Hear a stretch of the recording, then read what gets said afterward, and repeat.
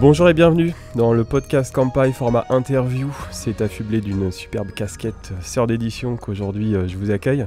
Nico et Mehdi, salut. Salut Nico. Salut Gaël. Salut Mehdi. Bonjour Gaël, bonjour à tous. Vous êtes les boss d'une maison d'édition toulousaine, sœur d'édition comme je le disais. Donc c'est aujourd'hui podcast un peu complaisance parce qu'on se connaît depuis un moment. On va parler de vous, de la maison d'édition, on va parler du Japon évidemment. Déjà merci beaucoup d'avoir répondu présent à l'invitation. Vous êtes chez nous, vous êtes les premiers invités. Écoute, on t'en devait une parce que tu étais venu nous voir il y a des années à Toulouse, donc on s'est toujours dit on te rendra l'appareil, donc nous voilà. C'est le premier format interview que tu fais avec les gens sur place ? C'est le premier sur site. Voilà. C'est toujours mieux, c'est toujours plus sympa. Ouais, on se voit, on se touche si besoin. Merci beaucoup pour votre présence. Ce qu'on va faire, on va attaquer tout de suite sur votre bio. Et puis, vous avez un parcours assez particulier puisque vous êtes pote d'enfance, donc à la fois co-créateur, co-gérant aujourd'hui d'une belle maison d'édition axée sur le jeu vidéo en particulier et plus largement la pop culture, mais beaucoup de thématiques qui se rapprochent du Japon. Donc, c'est ce qui nous intéresse aussi aujourd'hui. Vous êtes né en 84, c'est ça ? C'est ça. Mehdi avant moi, évidemment. C'est le plus vieux du duo. Et Toulouse. Toulouse déjà, Toulouse toujours. Oui, alors comme Nico attaque, sachez que je suis le seul à être né à Toulouse, contrairement à Nico. En fait, on vient de Muret, une petite ville qui est juste à côté de Toulouse, donc qui est quand même la sous-préfecture, je le dis tout le temps. Et du coup, voilà, c'est là où on s'est connus, parce qu'on était voisins, mais pas voisins de la même rue, voisins de rue perpendiculaires, ce qui nous faisait un peu tendance guerre des gangs Los Angeles, donc on se côtoyait pas trop au tout début, quand on était très très jeunes. Donc on se connaissait sans se connaître, quand on avait, 7-8 ans, on se voyait passer en vélo mutuellement, quoi. Et puis après, on est devenus potes, en fait. C'était à l'occasion du collège. Il y a un été où on a compris tous les deux qu'on était fans de basket, et on se retrouvait sur un terrain qui avait pas très très loin de là où on habitait. Et ce qui est une coïncidence de ouf, en fait, c'est que l'été où on est devenus potes, en fait, donc on devait avoir 14 ans, je pense, à la rentrée d'après, on s'est retrouvés dans la même classe au collège, donc un truc de ouf. Et c'est là, plus où le côté jeu vidéo, peut-être, est venu sceller tout ça, quoi. Le destin, le keikaku. Donc il y a le jeu vidéo, mais il y a déjà le basket, je crois, avant ça. Ou pendant. C'est vrai que c'est le basket qui nous a liés au tout début. Comme l'a dit Nico, on jouait ensemble en playground et on était dans le même club. Et après, on a fini dans le même club de sport. On a joué un moment ensemble. On a joué un moment ensemble en club. C'est le basket qui nous a fait nous rencontrer, mais très très rapidement, c'est le jeu vidéo. C'est autour du jeu vidéo que les discussions sont nées, plus que le basket. Ouais, du sport et du jeu vidéo. C'est le rêve de tous les parents. Et le basket aujourd'hui encore est une conversation commune. Donc le jeu vidéo, c'est quoi à l'époque quand vous avez 14-15 ans ? Vous jouez depuis combien de temps en fait ? Depuis quelques années ? Sur quelle console ? Qu'est-ce qui vous branche ? Je joue moi depuis autant que je peux m'en souvenir. Je crois que j'ai eu ma première console, je devais avoir 5 ans ou 6 ans. C'était la NES. Donc moi, c'est ce qui a fait que j'ai toujours été un petit peu Nintendo, un fan de Nintendo. Parce que j'avais un cousin qui avait une NES et tout, donc je me suis dirigé vers ça. Et ce qui est marrant, je t'en raconte, c'est qu'en fait on s'est retrouvé avec des goûts un petit peu différents, et je pense que c'est ça aussi qui était intéressant, quoi. Ouais, moi j'ai commencé pareil très très très tôt. J'avais une Vectrex qui était chez moi, qui appartenait à mon oncle et qui a fini dans la maison. Et ma première console, donc j'ai joué sur Vectrex longtemps, et ma première console c'est la Mega Drive. Donc je suis Team Sega du coup. Donc il y avait un membre Sega et un membre Nintendo. Donc voilà, on est amis, mais c'est avant tout la discorde quand même. C'était guerre des gangs, après guerre des constructeurs. On a surmonté tous les débats pour ça, quoi. Mehdi, je me suis laissé dire que tu avais un voisin qui faisait de l'import, qui avait une Super Famicom, c'est ça ? Donc là, on est 91 peut-être, 92 ? Ouais, donc Super Famicom et après au-delà, c'est-à-dire qu'il a fait importer une Saturn Jap. C'est lui qui m'a fait découvrir le JRPG, donc je lui dois énormément, Clovis, toujours pareil. Je le salue, c'est avec quelqu'un avec qui je suis plus en contact avec lui, depuis qu'il a déménagé. Je sais pas s'il sait qu'on a réussi du coup avec Nico à vivre du jeu vidéo, parce que c'est à l'époque un rêve, mais cette personne-là m'a fait découvrir tout le versant du jeu vidéo japonais et le JRPG qui est aujourd'hui encore le genre que je préfère. Donc voilà, tout ce qui est Final Fantasy, Dragon Quest avant l'heure, Shining Force, tout ça, tout ce qui est en plus très Sega, c'est grâce à lui. Et voilà, très tôt et tout petit, je jouais à des jeux avec des kanji, des katakana, je savais pas ce que c'était, je comprenais rien, mais j'étais déjà passionné et happé, ouais. Donc justement, là, on est dans les années 90. Vous parlez de Sega, de Nintendo, vous parlez de JRPG. tu commences à voir un petit peu que les jeux vidéo sont pas forcément en français. Enfin, on se remet un peu dans le contexte. On est dans une époque où le Japon n'est pas du tout comme aujourd'hui dans les médias. C'est le début du manga. Le jeu vidéo, on ne sait pas forcément que ça vient du Japon. Est-ce que justement vous arrivez à comprendre que ça vient d'une culture lointaine, entre guillemets? Est-ce que vous arrivez à comprendre que il y a une personnalité, une couleur en fait qui se met sur ce secteur? Et comment ça vient pour vous, cet attrait pour le Japon, ou est-ce que ça reste très longtemps uniquement axé jeux vidéo avant le JRPG dont tu parlais, bien sûr? Moi, tout de suite, je me souviens pas d'un moment où j'ai calculé que tiens, finalement c'est japonais. Je me souviens. J'ai toujours capté que c'était très différent, que c'était Jap, au-delà des jeux vidéo, les mangas tu l'as évoqué, mais nous, et toi aussi Nico, on lisait les tomes de Dragon Ball Z en import, où on faisait que lire, on regardait les images et on comprenait rien. Donc tout de suite on avait compris que les mangas en avance c'était au Japon, les jeux vidéo trop cool qui étaient en avance aussi, qui sortaient des mois, voire des années, voire jamais en France, c'était au Japon. Donc on a, toi aussi j'imagine capté. Ouais, en fait je pense qu'on est pile la génération où on a reçu le jeu vidéo, le manga, l'animation, mais de manière naturelle en fait. On n'a pas vu ça comme l'arrivée d'un truc nouveau comme on pu le vivre peut-être des gens qui étaient un peu plus âgés. Nous on est né avec ça et donc on l'a intégré de manière naturelle, et c'est vrai que autant le jeu vidéo ou à travers peut-être les magazines de presse qu'on lisait, on voyait qu'il y avait de l'import, des jeux qui n'arrivaient pas chez nous, donc on comprenait que c'était loin. On regardait Club Dorothée le matin, donc on comprend aussi que c'est des dessins animés qui ont été faits ailleurs. Mais c'est vrai que j'ai pas eu de prise de conscience, en fait, c'est venu naturellement, quoi. Et dans la presse jeux vidéo, qu'on adore toujours et qu'on adorait surtout à l'époque, comme le dit Nico, c'était très très mis en avant. C'était vraiment, il y avait toutes les mois, il y avait une couverture Dragon Ball, parce que c'est ce qu'ils faisaient vendre, mais il y avait une section import, les journalistes nous faisaient comprendre qu'il se passait quelque chose là-bas, que c'était là-bas que ça se passait, et que le jeu vidéo, en fait, l'essentiel de ce qui était cool et kiffant, ça venait du Japon. Donc on a été vraiment très très au fait du fait que justement c'était du Japon, quoi. Est-ce que là vous parlez, j'imagine, tout ce qui est Player One, Console Plus, Joypad, des magazines comme ça, et qui, je crois, enfin de mémoire aussi, parce qu'on est de la même génération, élargissaient parfois dans leur édito sur du contenu très Japon, alors un peu de manga évidemment, et même parfois un peu plus Japon. Est-ce que le Japon vous attire à ce moment-là, ou pas forcément, que vous restez vraiment sur le pan pop culture, cool Japan, du jeu vidéo et un peu du manga? Alors moi c'est vrai que j'étais peut-être plus jeu vidéo manga, et c'est vrai que peut-être du Player One, parler peut-être de films japonais, tu vois, du John Woo et tout à l'époque, où là peut-être que ça m'avait pas encore attiré plus que ça, mais bon, je pense qu'on était peut-être un petit peu jeune là-dessus. Et c'est vrai qu'avec le recul, je me dis Console Plus, ils mettaient des pages de manga un peu de cul et tout. Un petit peu coquinou quand même. Avec le recul, et je me dis, si nous on voyait nos enfants lire ce genre de trucs, on serait peut-être un peu affolés, alors qu'à l'époque ça passait crème et tout, quoi. Mais c'est vrai que c'était beaucoup plus manga, jeux vidéo, mais bon, après on avait 8 ans aussi, donc c'est le rêve pour toi, quoi. Le côté film et tout, c'est venu peut-être plus tard, quoi. Bon, là, je fais l'ellipse. Je ne sais pas du fanzine ou à peu près à quel moment il arrive. Je crois que vous avez un peu plus de 20 ans. On va en parler juste après. Mais je rebondis sur ce que tu disais tout à l'heure, Mehdi. Tu nous parlais de kana, de kanji. Oui. Je crois savoir que tu rentres en fac de japonais, en réalité. Eh oui, c'est vrai. Ouais. C'est vrai que je suis en fac de japonais. Je l'ai presque même oublié, tu vois. C'est parce que je savais pas ce que je voulais faire. Et donc, le seul but que j'avais, c'était travailler dans le jeu vidéo, quel que soit le secteur, quel que soit le domaine. Et ne sachant pas, ayant cette passion pour le Japon, je me suis dit, fais du japonais, ça te servira comme passerelle, ça te servira comme atout. C'est vrai qu'on avait des journalistes spé jeux vidéo qui avaient cet outil de la langue, et du coup ils se démarquaient, c'était les stars de l'époque, hein. On parle de Greg Hello, tout ça, Arnaud San, ça c'est vieux tout ça. Et donc, c'est par conviction de travailler dans le jeu vidéo que j'ai fait du japonais, mais je suis resté... c'est l'année classique qu'on a beaucoup fait, c'est-à-dire que tu vas à la fac et puis tu vas pas en cours, quoi. Tu vas au café, tu vas... Donc j'ai quasi rien appris, j'ai pas passé de diplôme, et aujourd'hui je sais absolument rien dire. Je crois que je sais faire le kanji de la lune, je crois, c'est tout. C'est déjà ça.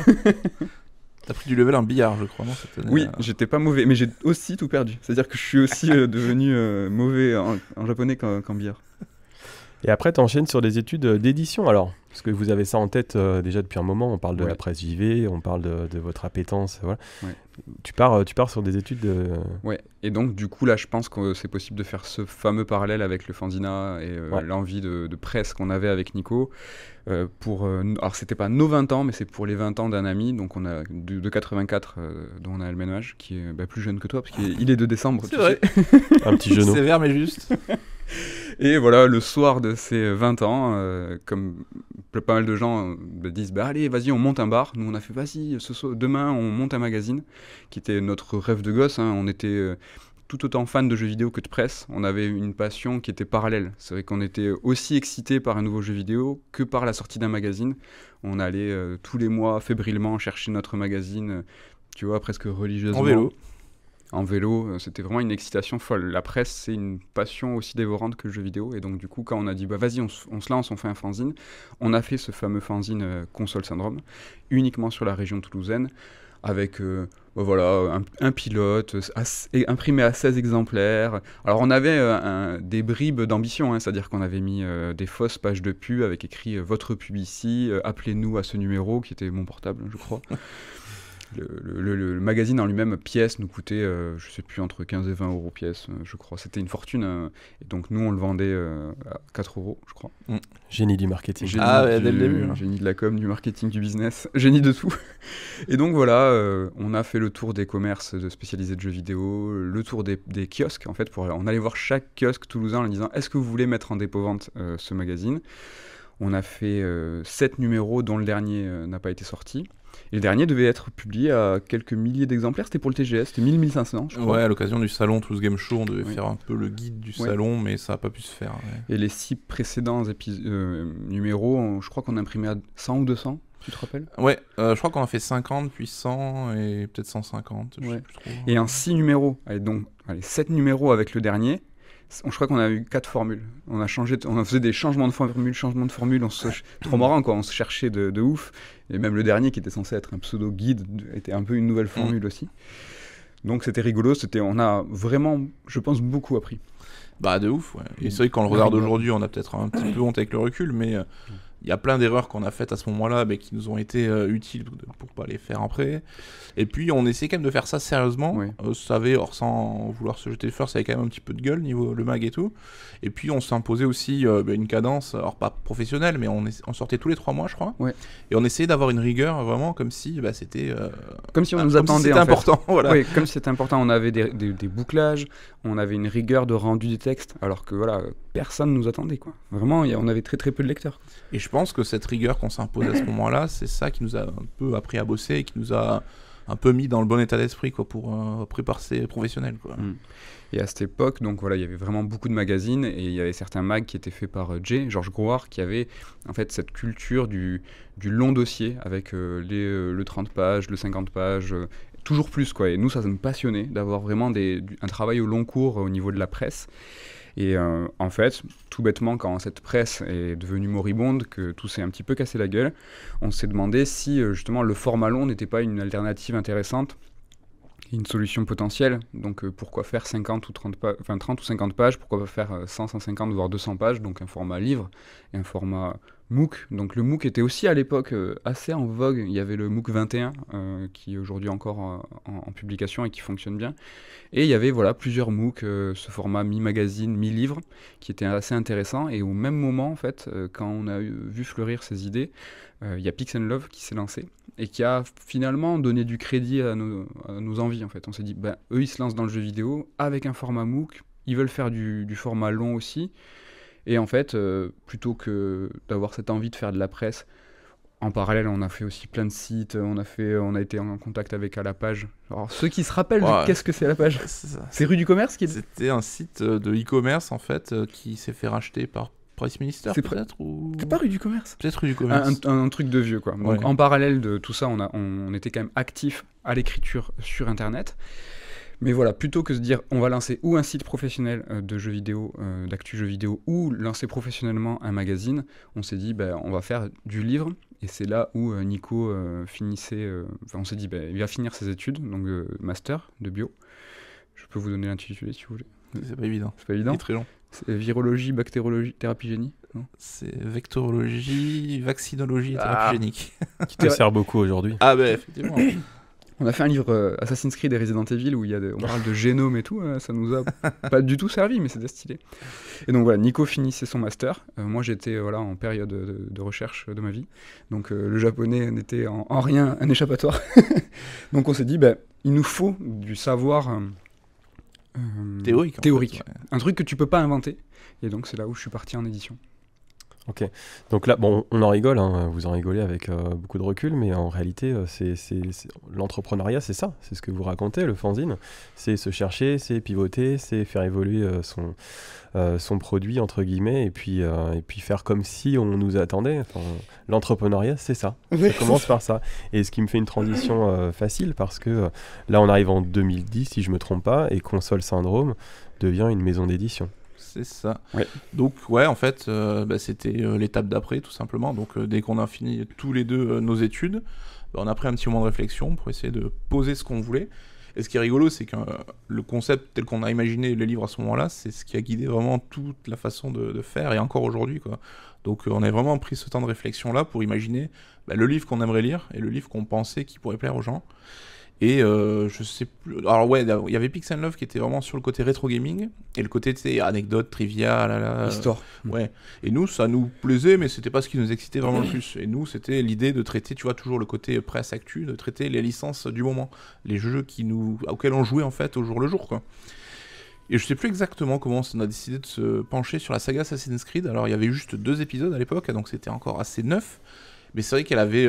Enfin, moi, Assassin's Creed 2, c'est un jeu que j'adore vraiment, et t'avais tout un côté très poussé sur le lore, hein, ceux qui ont fait les jeux le savent, la méta-histoire qui lie un peu tous les épisodes. Et je pense que c'est ça qui nous a peut-être pas mal excités.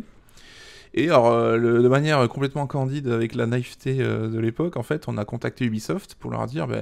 on a ce projet de bouquin, c'est cool, il y a Brotherhood, Assassin's Creed Brotherhood qui sortait à la fin de l'année. On aimerait bien sortir le livre pour Brotherhood, et est-ce qu'on peut avoir le jeu en avance, tu vois, le truc improbable. Et là, alors là aussi, c'est un truc qui peut plus exister aujourd'hui, parce que c'était une autre époque, et Ubisoft n'était pas encore le Ubisoft qui sont devenus, tu vois, la grosse machine avec des process tout le temps. Et le mec, il nous connaissait à peine, parce qu'on le connaissait vite fait de notre fanzine, tu vois, où il nous avait envoyé quelques jeux, des assets et tout, nous envoie en fait ce qu'on appelle une build, donc une version non définitive du jeu Brotherhood, 2 mois avant la sortie. Ouais, on était même les journalistes qui allaient tester le jeu ne l'avaient pas encore, donc on était parmi les premiers au monde à jouer à ça. Et tu sais, ils l'ont envoyé par la poste, alors que maintenant ça se fait par coursier à Paris, avec, tu sais, genre tu signes avec ton sang et tout. Parce qu'on a eu des problèmes de grève, on a su aussi. Ouais, et le CD n'est pas arrivé tout de suite. Mais ça s'est fait d'une manière tellement naturelle en fait qu'on n'a pas réalisé à quel point on était chanceux. Et donc on a fait ce bouquin-là, on l'a fait en 3 mois je crois, parce qu'on s'était fixé un espèce d'objectif là aussi de faire un livre tous les 3 mois. En fait c'était la mort d'une collection, ça s'appelait la saga Assassin's Creed, la saga ou les sagas du jeu vidéo Assassin's Creed, et en fait tous les 3 mois on devait sortir un nouveau MOOC traitant d'une saga dans son entièreté, avec en point de mire le volume 2 sur Metal Gear Solid. Et là ce qui évoque Nicolas, c'est le fait que en fait on avait le soutien d'Ubisoft complet au niveau assets, donc c'est des images, donc ils nous autorisaient aussi à les publier, donc tout ce qui est droit à l'image. On avait eu un passe-droit incroyable, un jeu comme l'a dit Nico, un accès aux développeurs, donc on a eu énormément d'interviews avec les plus grands dirigeants de l'époque de la saga Assassin's Creed. On a eu Corey May, on a eu Puel, on a eu tout le monde. Ouais. Et surtout, ils avaient aucun droit de regard sur le contenu, quoi. C'était en mode, ils nous ont pas dit, à la fin on veut tout relire, on va valider, pas valider, c'est que... Et ce qui est rigolo, c'est qu'en plus, quand on a sorti le MOOC, ils ont voulu nous en acheter une grosse quantité parce qu'ils voulaient en faire le cadeau de Noël en fait, des équipes là-bas. Donc ils nous ont quasiment financé ce que ça nous a coûté de l'imprimer, alors qu'ils nous ont ouvert les portes en grand. Enfin, ça a été un alignement de planètes, je pense, assez ouf, quoi. Ce qui nous a complètement faussé l'idée, quoi. C'est qu'on s'est dit, ah ouais, mais tranquille, en fait ça va se faire, en plus c'est rentable, c'est trop bien, le volume 2 sur Metal Gear. Et c'est là où un petit peu tout s'est effondré, parce que là on a commencé à traiter avec le Japon, avec Konami, où là on nous a dit le droit à l'image c'est mort, les assets c'est mort, les accès aux développeurs c'est mort. Ils ont pas dit non au début, c'était pourquoi pas, enfin souvent comme on dit c'est que ok, alors faites-nous une proposition, puis ça va partir au Japon, et puis en fait t'as jamais vraiment de réponse, ça traîne en longueur. Nous, on continuait quand même à bosser parce qu'on a écrit le manuscrit aussi en 3 mois. Ouais, on a fini d'écrire le manuscrit Metal Gear et voyant que rien n'avance, on s'en est passé sur le volume 3 qui était sur Bioshock, on a fini de l'écrire, Bioshock on n'y est pas arrivé non plus. Non. Donc on a finalement encore une fois pivoté sur faire un livre sur une grande saga qui était la saga Zelda. Et là on s'est dit on va pas mettre d'image, on va pas demander à Nintendo, on va pas demander au Japon, on va un petit peu on va court-circuiter le truc, tu vois. On va se dire l'imagerie de Link, l'imagerie de la princesse Zelda, tout ce qui entoure cette série, elle est trop populaire. C'est-à-dire que si je te demande de réfléchir et que je te dis, je te parle de Link, tout de suite, tu vas penser au petit elfe vert. On n'a pas finalement besoin de vous l'illustrer. Donc, on s'est dit, on peut faire un livre sans illustration. Donc, on va mettre l'emphase sur l'objet, on va faire un beau livre, on va faire un simili-cuir, on va mettre un petit peu une dorure, on va faire en sorte que le livre soit un livre-objet qui va donner envie au-delà du fait qu'on va parler de Zelda. Et coup de bol aussi, comme Assassin's Creed, en fait, on a tapé ultra juste, et c'est aujourd'hui encore, je crois, notre livre le plus vendu. Et le truc, c'est que ça a dicté... Le fait que Assassin's Creed soit un livre illustré qui finalement a été un coup de bol et que c'est hyper dur de faire de l'illustré, a dicté la suite, c'est-à-dire faire de l'illustré, c'est dur. Et Zelda, faire un livre non illustré qui est un bel objet, va aussi dicter la suite de notre ligne éditoriale. Et c'est ces deux choix, ces deux conclusions qui ont fait qu'aujourd'hui, ce qui était une contrainte à l'époque est devenu une singularité aujourd'hui. Aujourd'hui, on est connu pour ces livres sur une seule saga, en noir et blanc et sans images. Ça va, on n'anticipe pas trop sur tes questions, c'est vrai qu'on déroule là. C'est parfait, je peux pas rêver mieux. On est en 2011, donc là on a parlé des 4 premiers livres de Sœurs d'édition, et vous vous rapprochez un petit peu avec Pixel Love justement. Ouais, alors en fait on les a approchés dès le début, avant même que le bouquin Assassin sorte, on avait fait une petite présentation, t'avais sorti des cartons plumes machin comme tu présentais dans ton BTS. Et pour Ubisoft aussi, c'est vrai qu'on avait un peu une naïveté parce qu'on était un petit peu jeune et tout, mais moi ayant fait le BTS édition et ayant fait des présentations, et mon projet de fin d'études était justement sur un MOOC et tout machin, on a appliqué exactement ce qui s'est passé pour mon diplôme. Donc on avait des cartons plumes, donc c'est des espèces de grands cartons noirs un petit peu épais sur lesquels tu présentes des feuilles doubles exemples de l'intérieur, donc une entrée de chapitre, la couverture, 2 pages intérieures. Et en fait, ça a un rendu très professionnel. Et on avait fait ça pour Ubisoft, on arrivait nos cartons plumes un peu comme des marketeux, et on avait fait pareil chez Pixel Love. Et on était assez professionnels sur ce point de vue en disant, voilà, nous on a ce projet, on veut faire ça, et Pixel Love, on les avait approchés pour la distribution. Ouais, donc vous voyez les jeunes, les études ça sert, on apprend des choses concrètes, c'est cool. Ouais, voilà, en fait, on s'est dit, on sait faire des livres, mais en termes de distribution, comment vendre les livres, on n'a aucune idée de comment ça marche. Pixel Love avait son site de vente direct, et il y avait aussi ses bouquins qui étaient en librairie. Donc on s'est dit pourquoi pas se rapprocher d'eux et dire distribuez nos bouquins en fait, on vous les fournit, vous les vendez et vous prenez une commission dessus. Je sais plus les détails financiers, mais pour le coup on était bien sorti je crois. Et en fait ils nous ont vu arriver, on se connaissait quand même un petit peu parce que... Marco est toulousain. Oui, Marco, un des 3 fondateurs de Pix, avait habité à Toulouse, et puis quand il bossait avant dans un magazine, et en fait on avait discuté sur des forums à l'époque, ça date. Pour Console Donc Syndrome. voilà, ils nous connaissaient un petit peu. Et là aussi, je pense, Alignement de Planète, là où ils nous auraient dû nous dire vous êtes gentils les jeunes, mais démerdez-vous, en fait, c'est que Florent Gorge, un des 3 de Pixel Love, qui est connu pour l'histoire de Nintendo, tout ça, quitter la boîte, en fait, pour monter sa propre maison d'édition. Et je pense qu'ils ont vu en nous une opportunité, tu vois, pas pour compenser, parce qu'on va pas se prétendre... De compléter. Voilà, de compléter, de venir... Tu perds peut-être quelque chose, mais le fait est que tu récupères aussi quelque chose au même moment, donc... on a bossé avec eux pendant 1 an et demi sur la distribution de nos livres. On se voyait régulièrement, on s'entendait bien. Et au bout d'un moment, alors c'était je crois sur le temps de la vanne, on a fait vous faites du rétro, on fait des jeux modernes, vous avez qu'à nous racheter, au moins comme ça sera plus simple quoi. Et c'est ce qui s'est passé en fait. Donc ils ont racheté Console Syndrome, on est devenu le pôle toulousain de Pixel Love, donc t'avais le pôle un peu Paris, rétro gaming, les bibles de jeux vidéo, et le pôle toulousain qui était plus sur les sagas modernes. Donc là, on avait 2 manuscrits qui dormaient, donc Metal Gear et Bioshock, on en a fait des bouquins noir et blanc, donc pour venir dans la collection de Zelda. Et c'est à partir de là, voilà, qu'on a commencé à dérouler, donc sortir des bouquins comme ça, et puis éditer des projets par rapport à Pix, et là, ça nous a ouvert à des contacts, à des moyens financiers qu'on n'avait pas aussi, donc ça a été vraiment le 2e step, quoi, niveau 2. Ça dure combien de temps ce partenariat ? Vous êtes salarié de Pix à partir de 2011, pendant combien de temps ? 3 ans et demi. Ouais, on est 3 ans et demi. Ouais, donc l'occasion de sortir quand même pas mal de projets.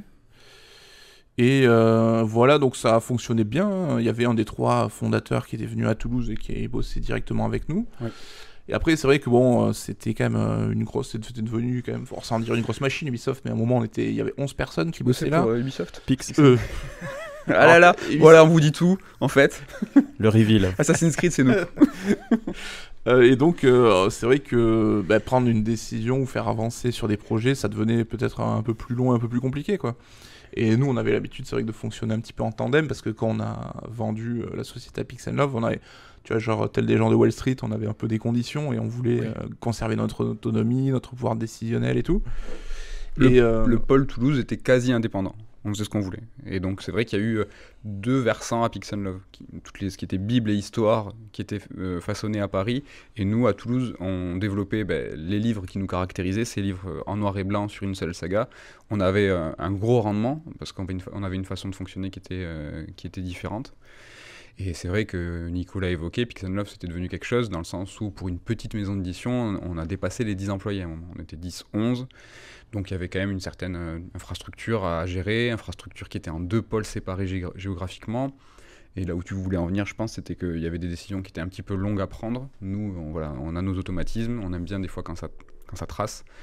Et finalement, on a décidé de reprendre un petit peu notre indépendance officiellement. Même si le pôle Toulouse était indépendant, on voulait reprendre un peu notre identité et revoler de nos propres ailes. Ouais, et puis ça s'est fait en bonne intelligence en fait. Et puis on a récupéré, nous, les projets qu'on avait un peu apportés. Donc cette collection de livres saga, noir et blanc, machin. Donc on est reparti avec ça. Et ça a été un peu les bases qui ont permis la fondation de Sœurs d'édition. 2015 2015. Pourquoi ce choix de nom Sœurs d'édition? C'est tout bête, c'est parce que c'est Sœurs de 3e et c'était notre 3e maison d'édition. Donc Console Syndrome, Pix & Love, même si on n'a jamais eu de part chez Pix & Love, on était employés.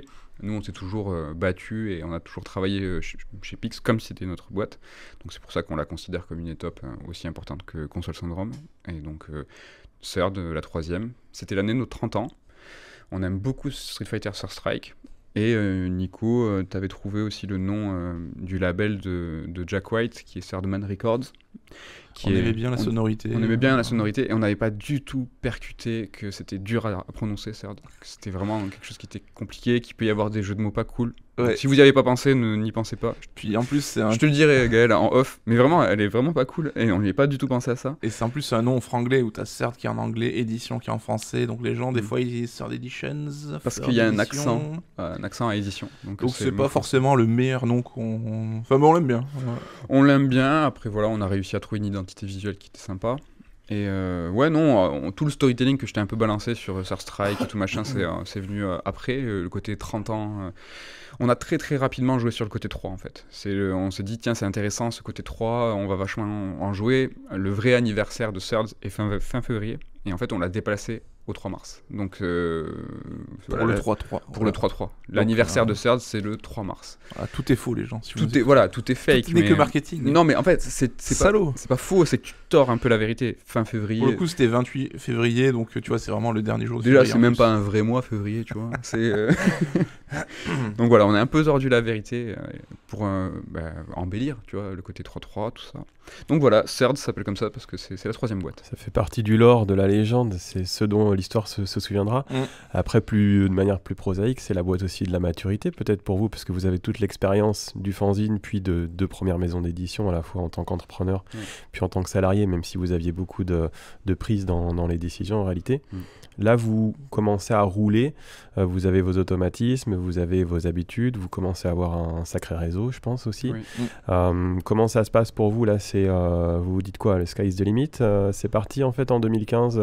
Comment vous voyez l'avenir? Est-ce que vous êtes toujours dans vous savez, le studio de Ghibli? J'en parle facilement parce que j'ai écrit un bouquin avec vous sur Miyazaki, mais pendant très longtemps, c'était on met all-in comme au poker quand on fait un film. Si ça marche, tant mieux, on poursuit. Si ça fonctionne pas, tant pis, on se sera bien amusé. Est-ce que vous étiez dans cette optique ou est-ce que déjà vous aviez, avec l'expérience, la capacité de vous dire ok, on voit un peu plus à moyen long terme? Comment ça se passe pour vous éditorialement, les débuts de Sœurs d'édition? Alors le all-in, c'est plus Console Syndrome édition où on mettait tout pour imprimer un bouquin et s'il se vendait pas, il n'y avait plus rien, mais s'il se vendait, on pouvait imprimer un second. Third, comme on disait, on avait 30 ans, on avait peut-être plus de maturité et donc tout de suite je pense qu'on a envisagé le long terme. On s'est pas dit ça faut vite se bouger, ça va crever au bout de 1 an ou 2 ans. on savait comment faire, on connaissait les process, on savait qu'on pouvait faire du bon boulot, on avait les connaissances et les gens qui nous permettaient de faire du bon boulot. Mais on était quand même confiants, dans le sens où on avait tout de suite un planning très rodé. Comme tu disais, on avait un peu d'expérience, donc on savait ce qu'on voulait proposer, un livre par mois, sur une grande saga, etc. etc. On avait déjà des livres d'avance.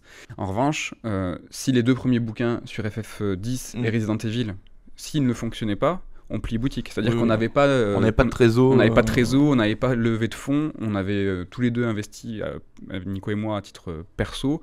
On avait emprunté un tout petit peu d'argent à la banque, mais rien du tout parce que les banques en fait te prêtent pas quand c'est du stock. Et nous, en tant que maison d'édition, on n'a rien à acheter. On a 2 ordis, tout ce qui est location de bureau, ils s'en fichent. Donc en fait, nous, on a besoin d'argent pour imprimer. Ça, la banque te prête pas. Donc en fait, la banque nous a très très peu aidé. C'était nos fonds propres qui n'étaient absolument pas suffisants pour avoir un fonds de roulement suffisant pour 2-3 bouquins. Donc si Resident Evil, premier livre, si FF10 se plantait, c'était fini. Mais à aucun moment, dis-moi si je me trompe Nico, on a envisagé que ça se plante. Je pense pas qu'on était confiant en mode, tu vois, on avait le globe ou on avait gonflé les pecs. C'est juste qu'on s'était dit, là, on commence à avoir une certaine notoriété dans l'édition, les gens ont cette envie de bouquin, nous on va leur proposer. Il n'y a aucune raison que ça marche pas. On connaissait notre marché, on connaissait le public à qui on s'adressait et en fait, il n'y avait pas de raison que ça marche pas finalement. Donc, et ça a marché. Voilà. C'est vrai que l'investissement peut-être le plus important, c'était notre site internet qu'on a lancé pour faire de la vente directe. Donc en plus de la vente en librairie, ça c'est quelque chose qui est important aussi parce que évidemment c'est plus intéressant pour nous quand on récupère l'argent sur notre site que quand on vend en librairie. Donc on a eu ces 2 forces-là où on a pu avancer dessus. Et oui, on avait ce planning d'1 bouquin par mois dès le début, en fait, quasiment dès la première année. Et on était quand même préparés.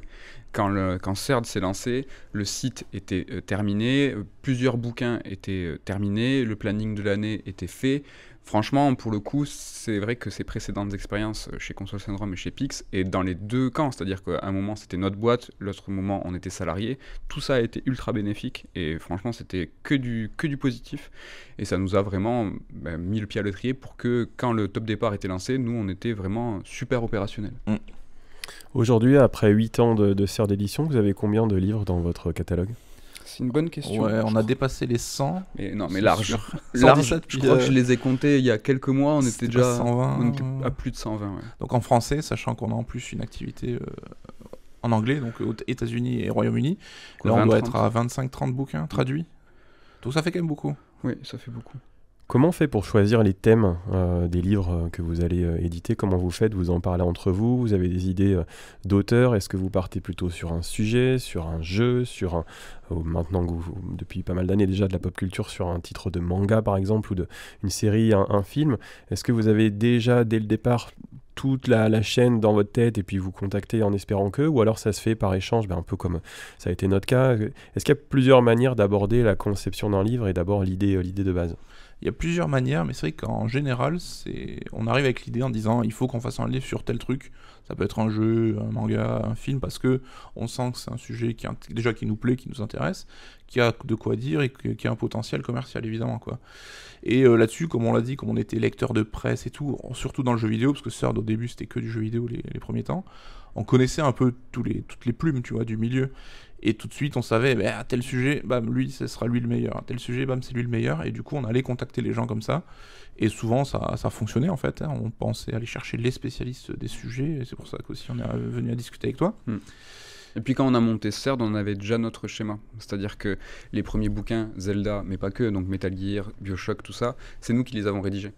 Et en fait, on a mis en place ces fameux piliers création, univers, décryptage qui aujourd'hui peuvent sonner comme clichés, mais c'était important de marteler en fait et d'avoir quelque chose de très percutant et de très simple en disant notre identité, c'est ça. On va vous raconter la genèse d'un jeu, on va vous raconter son histoire, le lore, ses inspirations, puis après on va décrypter son gameplay. Et en fait, quand on était CERD, on avait derrière nous tous ces bouquins, toutes ces façons de faire, le livre sur FF7, sur les Final Fantasy, tout ça, pareil. Et donc, comme Nicolas dit, on savait qui demander pour telle série, on pouvait même lui donner le manuel en lui disant il faut faire ça. Alors aujourd'hui, 8 ans après, évidemment, On dit aux auteurs, mais non, mais ces 3 piliers, vous pouvez les fractionner, vous pouvez les éclater, vous pouvez en faire ce que vous voulez. Appropriez-vous le concept. Voilà, vous appropriez, puis il faut évoluer, il faut faire quelque chose de plus moderne. Aujourd'hui, ça sonne presque rétro, ces 3 piliers. Mais à l'époque, c'était important. Et donc, c'était quand on allait approcher ces auteurs, on leur donnait, voilà, c'est par là qu'il faut aller. Ça avait une certaine forme de facilité aussi, quoi. Bon, ma question prochaine, elle est un petit peu naïve parce que j'ai l'expérience à titre perso, mais comment on crée un livre de A à Z? Alors, on va pas faire 1 heure là-dessus, mais il y a un temps qui est très long, il faut faire un planning, il y a un suivi, vous en tant qu'éditeur, un suivi de chaque auteur. Comment ça se passe là, succinctement, en synthèse en fait, comment on crée un livre de A à Z là? Alors, comme tu dis, il n'y a pas une façon de faire, mais nous, en général, ce qu'on conseille, c'est d'abord de réfléchir à ton livre en amont. Tu te mets pas page blanche sur Word et tu commences à écrire. Et que c'est ça le plus important, c'est poser tes idées, voir l'angle que tu vas donner à ton livre, à ta réflexion, et tu fais le plan qui en découle là-dessus, quoi. Donc là, on va bosser le plan, nous, avec un auteur à chaque fois, donc pour essayer de l'améliorer, apporter des idées, des pistes. Et une fois que voilà, tu as ta ligne directrice, un peu, tu sais où tu vas, il va y avoir une période de temps donnée qui va être consacrée à l'écriture. Ça peut aller de 6 mois à 1 an et demi, hein, ça dépend des auteurs. Il y en a qui ont des boulots à côté, donc c'est pas toujours évident. Et là-dessus, après, tu as un éditeur qui va accompagner l'auteur au quotidien, donc des échanges de manuscrits, des échanges de textes. Nous, ce qu'on conseille, c'est vraiment avec ce plan, tu découpes en fait ton livre comme si c'était une succession d'articles finalement. C'est vrai qu'il y a beaucoup d'auteurs, quand on leur dit d'écrire un livre, ils sont un peu dépassés en disant mais jamais je pourrais écrire tout ça, alors qu'après ils vont nous écrire le double finalement. Donc ça, voilà, découper en succession d'articles pour essayer de rationaliser un petit peu le truc. Après, forcément, tu as toujours le concept et le plan qui va évoluer dans la pratique, hein, parce que tu peux pas garder la forme du départ à l'arrivée, parce que tu as mis l'impondérable, tu vas avoir des nouvelles idées, des nouvelles façons d'organiser le truc. Et donc voilà, tu as un éditeur qui va accompagner un auteur pendant 1 an. Et ensuite, voilà, on arrive à la fin du travail de l'auteur, et là c'est correct, maquette, et puis impression, quoi. La distribution, ça se passe comment? Tu parlais, Nico, tout à l'heure que vous aviez de la vente en direct dès le départ, même avant Sœurs d'édition.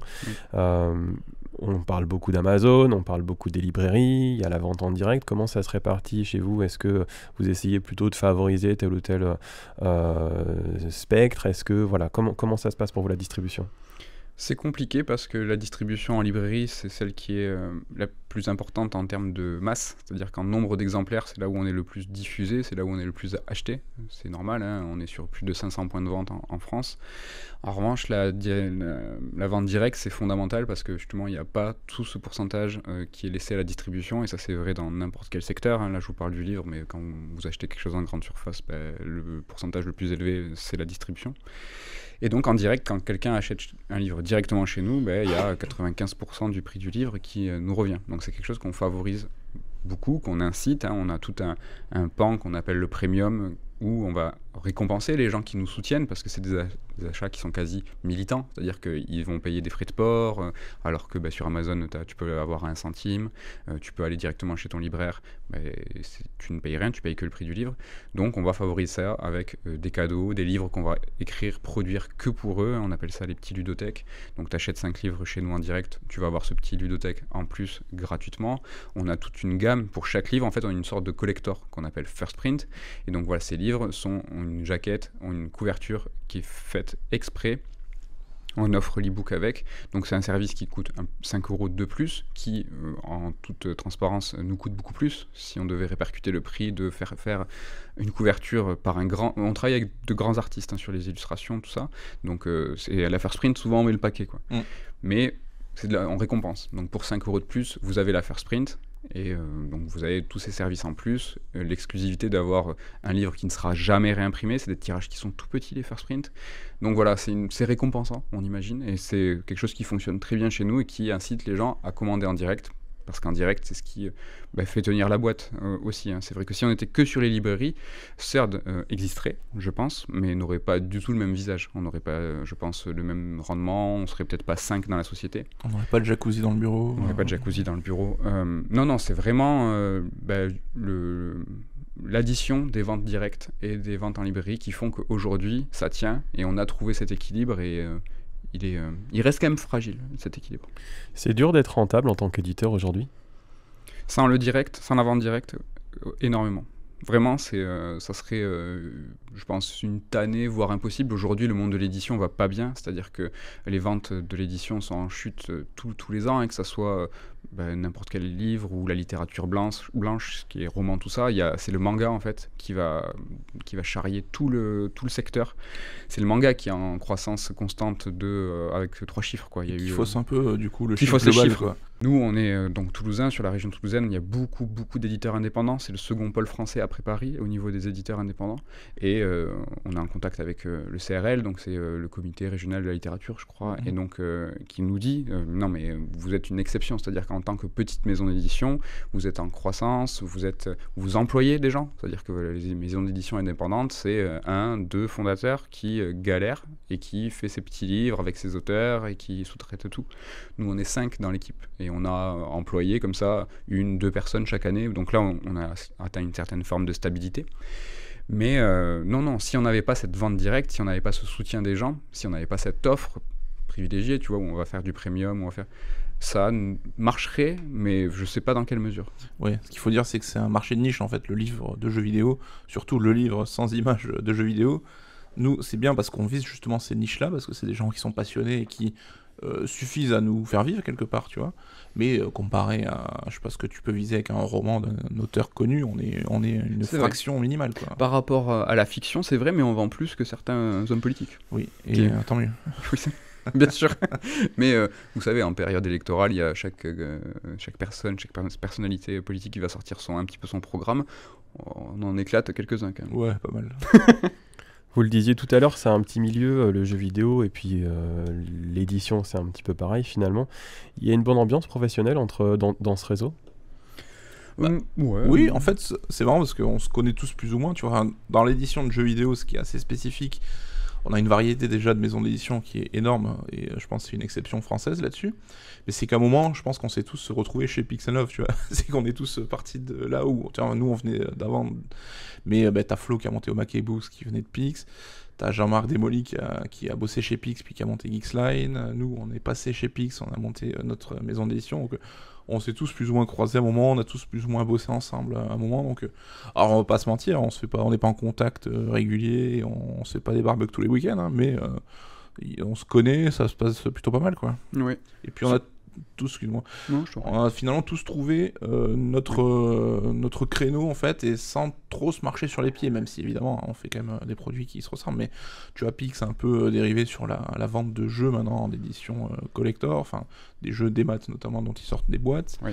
Omake lui aussi est beaucoup plus pop culture et très très Japon, mais d'une manière un peu différente de nous. Il fait des mangas, éditeur de mangas. Il fait des mangas, voilà. Geeksline qui fait des bibles aussi de jeux rétro. Donc, ce qu'on ne fait pas du tout. Ouais, on a tous trouvé, tu vois, il y a Mana Books aussi qui fait encore autre chose, souvent de l'artbook officiel et tout. On a tous trouvé un peu notre créneau sans se marcher dessus, quoi. Non, c'est vrai, c'est très cordial. Nous, on est en contact avec Flo, avec Ahmed de Mana, Jean-Marc un petit peu, Pixel Love un peu moins. On se tire pas dans les pattes, on est tous potes, mais il n'y a pas de grand conciliabule, contrairement au manga. Tu vois, les maisons d'édition françaises de manga qui sont dans la même galère, c'est-à-dire qu'ils sont très peu dans la production, ils sont dans l'achat de licences. Ben, en fait, eux, ils se tirent la bourre avec qui va avoir la licence en premier, combien tu vas mettre, combien je vais mettre. Ils se rencontrent. Ils ils se retrouvent assez fréquemment autour d'une table, ils discutent sans se donner leurs secrets ni leurs plans, mais il y a une certaine forme d'entente. Conciliabule, secret. Ouais, c'est pas le cas, nous. C'est pas le cas, et ça, c'est presque dommage. Tu vois, on pourrait des fois avoir des discussions sans... Enfin, pareil, hein, sans se donner les plans à venir ni le calendrier, mais se dire, moi je vais partir plutôt sur ce secteur. Ah ouais, mais moi aussi j'avais ce plan, il est à quel niveau d'évolution ton livre? Ah on va peut-être pas se marcher sur les pieds à 1 an et demi ou 2 ans près. Si on est sur le même sujet, c'est pas grave. Mais si on est sur le même sujet à 2 mois près, ça peut être problématique. Et c'est quelque chose on regrette un peu, c'est vrai que... Mais d'une manière même concrète, et c'est vrai que c'est notre faute, on devrait être à l'impulsion si on pense que c'est utile, mais... On pense à Flo, lui il y est, il a cette impulsion. Mais tu vois par exemple, la Fnac, tu vois le rayon de livres jeux vidéo, c'est soit inexistant, soit planqué derrière les trucs sur les chats et le bien-être et compagnie. Il n'y a pas de vrai grand rayon livres de jeux vidéo à la Fnac. Ce qui est quand même bizarre parce que le marché fonctionne plutôt pas mal. Et c'est vrai que si on se mettait tous ensemble et que, tu vois, genre on faisait un mini syndicat, on aurait certainement beaucoup plus d'arguments et de force à faire valoir, par exemple, auprès des enseignes pour dire, écoutez, regardez, on est tel marché, on représente tel chiffre d'affaires, faites-nous un petit peu plus de place.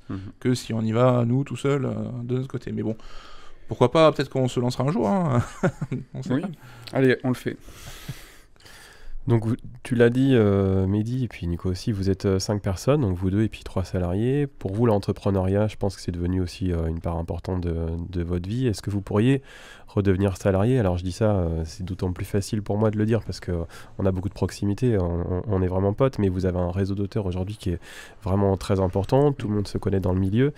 Est-ce que, voilà, l'humain pour vous, est-ce que c'est important? Est-ce que pour vous, comment se passe au niveau professionnel votre quotidien?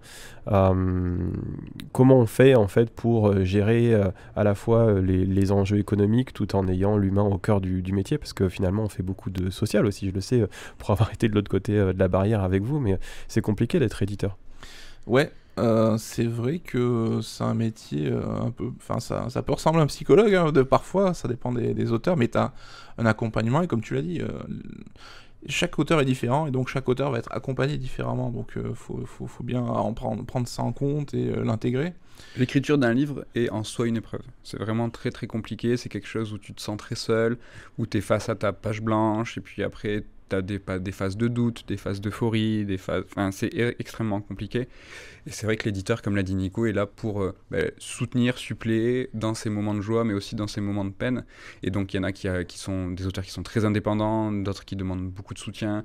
C'est vraiment très très très différent, donc la part d'humain, elle est vraiment fondamentale dans le métier d'éditeur. C'est vraiment quelque chose qui est très très très très très important. Ouais. Et tu vois, un éditeur qui gère 2 livres en parallèle, peut-être qu'un livre va prendre 85% de son temps, là où le second va prendre 15%, parce que, comme dit Matt, t'as l'auteur qui va être indépendant et peut-être qui va bien bosser, t'as un auteur qui va peut-être être plus demandeur de feedback et d'échange, donc faut composer aussi là-dessus. Et c'est vrai que tu te crées en fait ton planning un peu en fonction des profils d'auteurs qui se présentent à toi, quoi. Et après, c'est vrai que pour revenir sur la question du salarié et tout, je pense que toi, tu auras la même réponse, mais moi, ça me paraît très compliqué de revenir en arrière. Après, moi, j'avais été salarié quand on était chez Pix, mais c'est vrai qu'on avait posé ces conditions d'être autonome et indépendant. Mais au-delà de ça, j'avais jamais été salarié, moi, à titre perso, donc c'est pas quelque chose que je connaissais trop. Donc, mais quand tu prends goût à faire les choses telles que tu l'envisages, je pense que c'est compliqué de revenir en arrière. Et après, la gestion de la boîte, c'est vrai qu'on en parlait tous les trois hier, hein, tranquille, c'est que personne nous a appris en fait. T'as pas une école de créateur d'entreprise ou de gestionnaire des ressources humaines. Enfin, ça existe, mais nous on doit gérer tous les aspects du métier, quoi. Et donc c'est quelque chose que tu apprends sur le tas, tu fais selon tes intuitions, parfois elles sont bonnes, parfois elles sont mauvaises, et tu fais un peu comme tu peux. Alors c'est vrai que nous on a de la chance que ça se passe plutôt bien, là on a une équipe, vraiment ça se passe super, on a une bonne équipe, quoi. Mais t'es toujours confronté à l'étape d'après, quoi. Donc nous on doit partager notre temps entre la gestion de l'équipe, parce que tu peux avoir des problématiques à résoudre, il y a toujours un souci, il y a toujours un truc qui va pas aller, ça c'est une constante. Après on continue aussi nous d'éditer des bouquins aussi de notre côté, quoi. On a tout le volet aussi où on fait des podcasts et tout qui nous prennent du temps, donc voilà, on est obligé de composer un petit peu, et ce qui est plutôt cool, c'est qu'aucune journée va ressembler à la précédente, quoi. Alors justement, parmi les 5 personnes de l'équipe, dont vous deux, comment se répartissent les rôles? Vous écrivez plus, hein, finalement. Non, ça fait un petit moment, ouais. Et aucun des éditeurs de chez CERD écrit. Ça a été des auteurs précédemment. Les 3 ont écrit des livres, et c'est plus le cas aujourd'hui. Ils sont uniquement à l'édition. Après, il y a Ludo et Damien qui sont éditeurs purs, c'est-à-dire que eux, l'essentiel de leur travail est d'accompagner les auteurs dans la rédaction du livre et après dans la création, le façonnage du bouquin, trouver les illustrateurs, qui va corriger les livres, dans quel ordre, tout ce qui est rétro-planning en fait, d'arriver jusqu'à la fin le moment du PDF final, il faut l'envoyer à l'impression. Et Ken, lui, s'occupe plus de tout ce qui est... Alors, il est vraiment à la main de plein de secteurs. Il est à tout ce qui est direction artistique, donc tout ce qui est au niveau de la communication visuelle. Tous les visuels qu'on va faire, c'est lui. Il prend des photos. Il a aussi tout un versant technique. Donc, Nicolas dit, on fait du podcast des fois vidéo. Donc, tout ce qui est audio, tout ce qui est son vidéo, c'est lui. Et il est aussi tout ce qui est chargé clientèle. Donc, il s'occupe de tout ce qui est du SAV et de la logistique. Donc... c'est lui qui a c'est lui qui a le plus de casquettes, on va dire. Et après, pour ce qui est de Nico et moi, on a encore quelques livres à l'édition et on a la gestion après complète, quoi. Vous faites des salons, Japan Expo évidemment en tête de file, et puis le Toulouse Game Show également. C'est quoi de faire un salon? Comment ça se passe? C'est beaucoup de boulot, on le sait. Est-ce que c'est rentable? Est-ce que c'est pour l'image? Comment ça se passe? C'est relou, moi je dirais, pour résumer. C'est vrai qu'à une époque, on s'était déchaîné, on avait fait 4 ou 5 salons un peu partout en France et tout, mais les salons, c'est hyper exigeant, parce que bon, on va mettre de côté le Toulouse Game Show, parce qu'on joue à domicile, donc c'est plus simple. Mais un salon, bah déjà, c'est genre pendant une semaine, toute ton équipe est off en fait. Enfin, ne travaille pas sur ce qu'elle doit travailler au quotidien. Donc déjà, t'as le côté, la boîte est figée là-dessus, quoi. Et après, bah, c'est des déplacements, c'est faire livrer des palettes de livres, c'est rester 4 jours debout sur un stand à vendre du bouquin, c'est voilà, faut avoir la caisse, la thune, c'est de l'organisation, faut louer un endroit pour pioncer, faut faire les courses pour manger. Enfin, c'est vraiment relou niveau organisation. C'est stressant parce qu'il faut être prêt au moment T, tu vois. C'est que en fait, tu as des semaines et des mois de préparation pour un moment qui est très précis. Alors, on va pas dire que c'est un concert, mais presque. Si par exemple tes bouquins sont pas arrivés à l'ouverture du salon, t'as rien à vendre. Ce qui nous est arrivé, nous, alors qu'on était à l'autre bout de la France, on était à Lyon, pas de livre. Donc tu fais quoi, tu vois. Si les invités, ils arrivent pas au bon moment, si quelqu'un a oublié de réserver le resto, alors que le soir on doit manger tous ensemble, on n'a jamais eu de grosses tuiles. C'est arrivé une fois, on s'en souvient bien.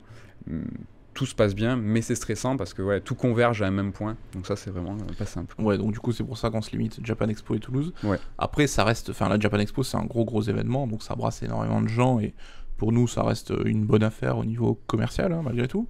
On a une philosophie qui est peut-être différente de ce que vous pouvez voir des grands éditeurs de manga qui, eux, voient la Japan Expo comme un grand moment de communication et qui imaginent même la Japan Expo comme un parc d'attraction. C'est-à-dire que c'est moins un moment de vente qu'un moment de célébration pour leur franchise. C'est pour ça que vous voyez de plus en plus d'activités à la Japan Expo. Tu peux jouer au foot, tu peux sauter sur des ballons. C'est un moment un peu attractif. Donc eux, ils dépensent beaucoup d'argent et ils arrivent à rentabilité. Tout juste, mais je parle de centaines de milliers d'euros, hein, c'est énorme. Nous, c'est un petit peu différent, c'est-à-dire que c'est un gros investissement pour CERD, mais les Japan Expo et les Toulouse Game Show sont rentables. C'est des moments importants pour nous de l'année, parce qu'on fait aussi de l'argent. On n'est pas encore au niveau où on va vous faire du toboggan, quoi. Tu vois, on va louer un truc. Vivement, mais vivement. Pas encore. Pas encore. Mais c'est une question de désir, tu vois. Nous, on a encore besoin que ces deux événements soient un moment de célébration pour les livres. On rencontre le lectorat, mais on en vend aussi. Donc on vend beaucoup de livres et ça, c'est important. Ouais, ça reste de la communication et de la présence, comme on dit. Mais on peut pas faire, on ferait pas les salons si c'était que ça, quoi. Il y a aussi le volet financier. Mais du coup, c'est vrai que comme tu venais de dire, Maître, c'est qu'on rencontre les gens parce que les lecteurs, on les croise pas souvent en fait. Et t'as beau avoir quelques feedbacks sur Twitter, sur les commentaires, machin. En fait, on les croise rarement, les lecteurs. Donc c'est cool de pouvoir quand même échanger, d'avoir des retours sur les livres et tout. Donc ça reste ponctuel dans l'année, hein, mais ça permet ça, quoi. Tu l'abordais tout à l'heure, tu l'évoquais, Nico, le marché anglophone, USA, Royaume-Uni. J'imagine que c'est extrêmement différent. Comment ça se passe? Comment on investit ces marchés? Est-ce que c'est difficile? Est-ce que c'est long? Est-ce que c'est rentable? Comment ça fonctionne pour vous? Alors c'était une des envies dès le départ en fait de CERD. On s'est lancé, comme on l'a dit, avec des bouquins de jeux vidéo, donc on savait déjà qu'on voulait aller sur la pop culture et on savait déjà qu'on voulait aller sur l'international. Ça a pris quelques temps parce que c'était toujours le truc où on avait autre chose à faire en attendant, et puis c'est un pote à nous, Carta, s'il nous écoute, qui nous a mis un peu le pied à l'étrier et qui a fait parler de nous sur Reddit en fait, donc le fameux site américain. Et il y a eu une réponse de ouf où les gens étaient super motivés, donc on s'est dit ok, let's go, on y va. Donc on a fait un Kickstarter, donc une crowdfunding, quoi, une levée de fonds, et c'est ça a cartonné. Donc pour traduire 3 bouquins, ça a cartonné, ça a été vraiment le début de l'aventure. Et donc on a eu les mêmes problématiques en France, hein, trouver un logisticien pour stocker nos bouquins, qui gère les envois qui étaient achetés sur notre site internet, trouver des distributeurs sur place qui vont prendre nos livres et les distribuer dans les différentes librairies et tout. Donc on avait un peu à reproduire ça comme en France, mais bon, vu qu'on savait par où on était passé, on connaissait la direction. Mais bon, quand tu gères ça à des milliers de kilomètres et sans connaître... Enfin, c'est pas forcément ta langue, même si on sait parler en anglais un minimum, hein, mais c'est pas forcément ta langue, c'est pas forcément... Tu connais pas les gens, en fait, donc c'est quand même beaucoup plus compliqué. La mise en place, finalement, c'est faite de manière plutôt cool, quoi.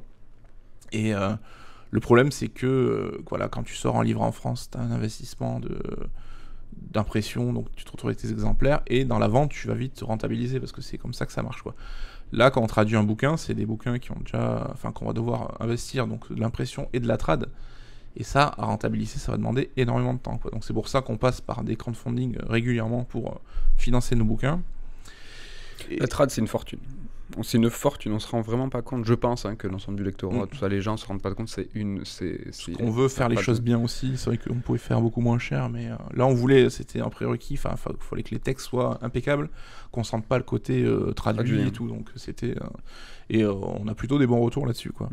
Et après tu découvres alors, les problèmes de logistique à l'échelle française, c'est déjà relou, mais à l'échelle du monde, c'est encore plus compliqué.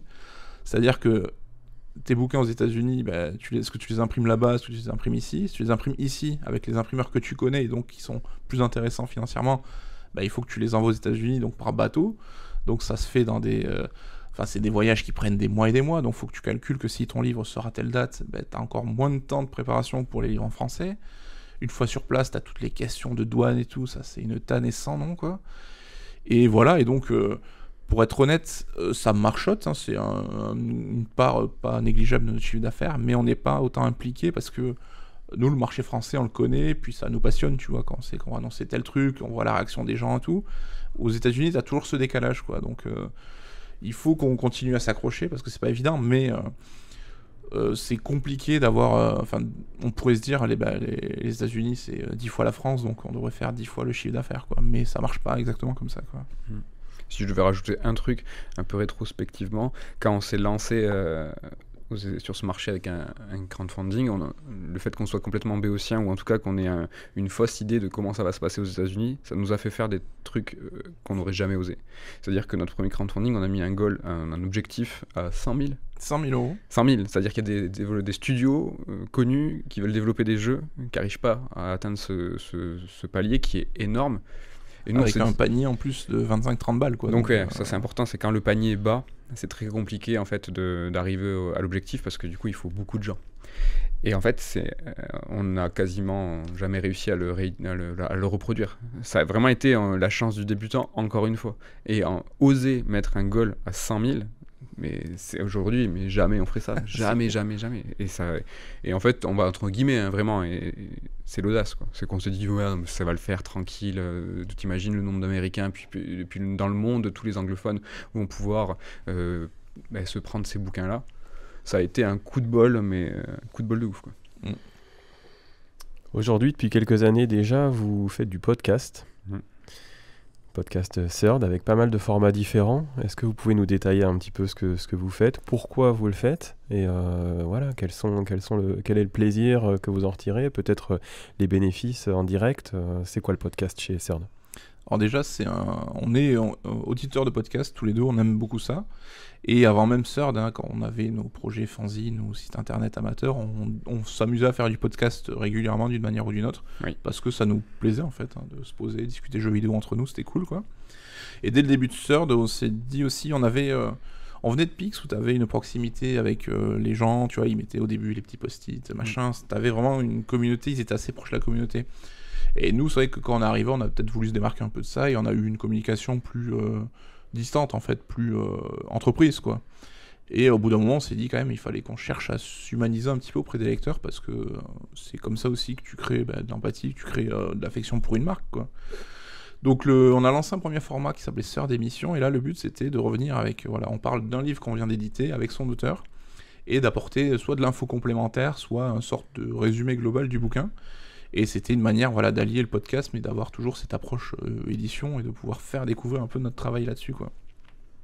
Et puis on s'est pris au jeu, donc on a fait un deuxième format où là c'était plus discussion à bâton rompu sur les jeux vidéo qu'elle en jouait, donc c'était lui le versant plus fun, beaucoup plus fun, quoi. Et puis avec le temps en fait on a décliné un peu ces formats, il y en a qui ont découlé des uns des autres. Dans l'équipe, vous êtes super fan de musique de jeux vidéo, donc il y a des podcasts aussi sur la musique de jeux vidéo qui ont été créés, donc on s'est retrouvé avec 5 à 6 formats à un moment, et voilà, on jongle avec chacun des périodicités différentes. Et le plus récent, c'est Red Alert, où on parle tous les deux d'actu jeux vidéo, donc on revient, on boucle la boucle en fait de notre passion de la presse de jeux, qu'on va exorciser un petit peu avec le recul, quoi. Et lui, c'est le podcast l'hebdomadaire, donc le plus régulier en termes de fréquence. Et voilà, quoi, donc ça nous fait quand même pas mal de taf, quoi. Ouais, on parlait tout à l'heure de notre passion pour la presse. tout ce qui était magazine papier, dont Joypad, après ont migré sur le site Gameblog, et ils ont été précurseurs au niveau du podcast. Ça a été le premier podcast jeux vidéo français connu, régulier, et il nous a beaucoup inspiré. Voilà, on était pour de vrai dans nos chambres chez mes parents à faire du podcast à cette époque-là. Et donc Red Alert, c'est vrai que c'est ça qui boucle la boucle, quoi. On n'a pas voulu faire un site, et là entre guillemets on professionnalise un petit peu ce traitement de l'actualité au sein de CERD. Donc nous, ça nous fait super plaisir, et quelque part on donne une voix, on donne un visage à la maison d'édition, parce que tous les membres de CERD participent, quel que soit le format, et ça n'a pas pour vocation de faire de la vente directe, c'était ta question, mais ça a une ambition de faire du rebond, c'est-à-dire que les gens vont commencer à nous découvrir par le podcast, vont réaliser que finalement on a une maison d'édition, et que ce qu'on fait à l'oral, on le fait de façon beaucoup plus poussée à l'écrit, sur des ouvrages qui font jusqu'à 400 pages, et quand on a un podcast spécial Resident Evil, on va vous dire si ça vous intéresse, on a un livre, et par rebond comme ça, on a des gens qui passent commande, pour le coup en direct, j'espère, directement sur le site, ou qui nous découvrent après en librairie. C'est en deux rideaux, on va dire, les avantages. C'est quoi la suite pour Sœur d'édition, le Turfu? Le Turfu. C'est pas une question évidente. Là, l'édition dans sa globalité vit des périodes sombres. Donc le papier qui ne cesse d'augmenter, l'énergie pour tout le monde fracasse des plafonds au niveau des prix. Mais nous, on a tout ce qui est logistique, donc ça a un impact direct sur les prix. Nous, on s'est battu pour toutes ces années ne pas augmenter les prix des bouquins. Donc en fait, là, on se bat pour rester à flot. Alors, ça sonne triste, mais à flot, non, pour garder en fait la bonne santé de CERD. CERD est en très bonne santé, il ne faut pas s'inquiéter. Donc là, pour l'instant, à court terme, on aimerait sortir de cette période un petit peu compliquée. Et après, la suite, on a des envies, c'est vrai qu'on ne l'a pas spécialement évoqué, mais nous, on est une maison d'édition spécialisée dans le jeu vidéo. Très rapidement, en fait, on s'est éclaté sur la pop culture. Je pense que dans la seconde partie de l'émission, on va en parler aussi, tout ce qui est manga, cinéma, animation. On est fan de tout ça, donc on a développé tout ce versant d'analyse de la pop culture qui nous ouvre en fait un champ des possibles énorme. Donc pourquoi pas, à terme, avoir d'autres catégories de livres. On a commencé avec la littérature, avec l'analyse de Terry Pratchett, ce genre de grands artistes. Donc oui, on a des envies et des possibles. Donc peut-être partir par là. Oui, mais c'est vrai qu'on est plus en train d'éteindre les feux, tu vois, de la période Covid et tout là, que compliqué. Voilà, et je pense qu'on pourra réfléchir au futur plus sereinement dans quelques temps, quoi. Disons qu'il y a une balance cosmique, c'est-à-dire que pendant le Covid, il y a des commerces qui ont plié boutique. Nous, ça nous est arrivé pendant quelques temps, c'est-à-dire que les librairies ont fermé, et notre logisticien qui vous envoie les livres quand vous commandez en direct a fermé. C'est-à-dire qu'on ne pouvait plus envoyer de livres en direct, on ne pouvait plus vendre de livres en librairie. Donc sur notre homepage, il y avait des e-books. Autant vous dire que l'e-book en France, ça ne marche pas. Donc là, on s'était dit, on est au niveau chiffre d'affaires à 0 quotidien. Qu'est-ce qu'on fait? Et en fait, très rapidement, après le premier confinement, les librairies, avec tout ce qui était essentiel, tout ça, ont été un vecteur de vente pour plein de choses, dont le livre. Et on a vécu, nous, les années Covid, hormis le premier lockdown, comme quelque chose de vraiment vertueux. C'est-à-dire qu'on a vraiment fait nos meilleures années. C'est-à-dire que l'année 2021, une anomalie, on ne la considère même pas tant ça a fonctionné. On était quasi des youtubeurs avec des niveaux de vue excellents parce que les gens n'ont rien d'autre à faire que de regarder YouTube parce qu'ils sont chez eux. Le livre a contribué à ça. Les gens étaient chez eux, achetaient, parce qu'ils ne pouvaient pas acheter grand-chose. Donc on a tous une envie de consommer. Ils achetaient du livre, ils lisaient les bouquins. Donc on a vécu de grandes années. Et en fait, quand je parle de balance cosmique, c'est qu'il y a toujours un retour de flamme. Donc nous, on a le Covid, on a eu la chance de vivre ça de façon positive. C'est maintenant qu'on se prend le retour de flamme. C'est-à-dire que là où tout est en train de revenir à la normale, là où le cinéma, par exemple, pour donner un autre exemple, a très très mal vécu les années Covid, avec des niveaux historiques de visite. Chaque film, l'un après l'autre, devait sauver le cinéma. Là, ça commence à reprendre le cinéma, les gens retournent en salle, etc. etc. Là, le contre-coup pour nous, il est maintenant. C'est pour ça, Nico dit, on éteint les feux. C'est vrai que là, on est en train de se dire, faut tenir la barre le temps que ça se passe. Vous êtes des gros joueurs de jeux vidéo, évidemment. C'est dans Red Alert, évidemment, votre sujet de prédilection. Qu'est-ce qui différencie un jeu vidéo occidental d'un jeu vidéo japonais? Et vous, est-ce que vous jouez plutôt à des jeux occidentaux ou des jeux japonais? Qu'est-ce que vous préférez l'une ou l'autre des propositions? Comment se fait ce distinguo-là? C'est marrant parce que c'est un débat, on parle souvent de ce sujet avec les mecs à la rédac parce que nous on a été un peu élevés par le jeu vidéo japonais Et eux, ils sont encore plus japonais que nous finalement, donc on a toujours ce débat un petit peu. Mais alors c'est pas évident parce que c'est vrai que le jeu vidéo japonais a connu un gros coup de mou au passage de la génération HD, donc PS3 360, où les équipes de développement explosaient, fallait bosser avec des outils qui étaient en anglais, qui étaient pas évidents, donc ils ont vraiment eu du mal. Après ce trou d'air de 6-7 ans, il commence à revenir tout doucement, et là on voit que le jeu vidéo japonais a quand même repris clairement du poil de la bête. Donc nous on joue quelle que soit la nationalité, en fait on s'en fiche, quoi. Ce qui compte c'est que le jeu soit bon. Mais c'est vrai que le jeu vidéo japonais, il a toujours une spécificité, quelque chose que tu trouves pas ailleurs, quoi. C'est souvent dans le réglage du gameplay, quoi. C'est toujours réglé au cordeau. T'as des genres comme le beat'em up ou le jeu de baston, même s'il y a des jeux de baston américains, mais ça reste des trucs, presque une science japonaise de game design et tout. Après, c'est vrai que les jeux vidéo occidentaux ont vraiment explosé avec la même génération HD qui a été compliquée pour le Japon. Et on a vu, je sais pas, du Dead Space, du BioShock, et là, c'est des jeux avec des directions artistiques super chiadées, avec de la narration environnementale vraiment beaucoup plus développée, où justement cette explosion des valeurs de production, comme on peut dire, leur a été plutôt bénéfique. Ils ont su saisir le truc au vol, quoi. Donc en fait, les deux ont leurs avantages et leurs inconvénients, hein. C'est vrai que le jeu vidéo japonais, par certains aspects, peut paraître archaïque encore à certains moments aujourd'hui, hein. Même si t'as de l'affection pour un jeu, tu vois. T'as par exemple No More Heroes 3, un jeu de Suda51, dont un créateur qu'on aime beaucoup. Et moi, No More Heroes 3, c'est un jeu que j'ai bien aimé, mais c'est vrai que le jeu, il a des archaïsmes de ouf, en fait, quoi. Il est moche, t'as des murs invisibles et tout, mais on fait avec, parce que c'est les jeux vidéo japonais, on a été habitués comme ça, tu vois, il y a une espèce de passe-droit là-dessus, quoi. Mais on n'est pas regardant, c'est vrai que maintenant on voit même des jeux vidéo arriver de toutes les nationalités, quoi, d'Europe, partout, quoi. Ouais. Après, historiquement, tous les deux, je pense qu'on a vraiment commencé avec le jeu vidéo japonais. On a adoré ça jusqu'à notre adolescence. Et c'est quand il y a eu ce schisme que Nico a évoqué, où tout ce qui était marché japonais s'est un peu effondré et les Occidentaux ont repris le pas. Mais là, perso, et je crois que c'est pareil pour toi, moi j'ai acquis un certain équilibre. Maintenant, je joue autant aux jeux japonais qu'aux jeux occidentaux. J'apprécie autant les singularités de l'un que de l'autre.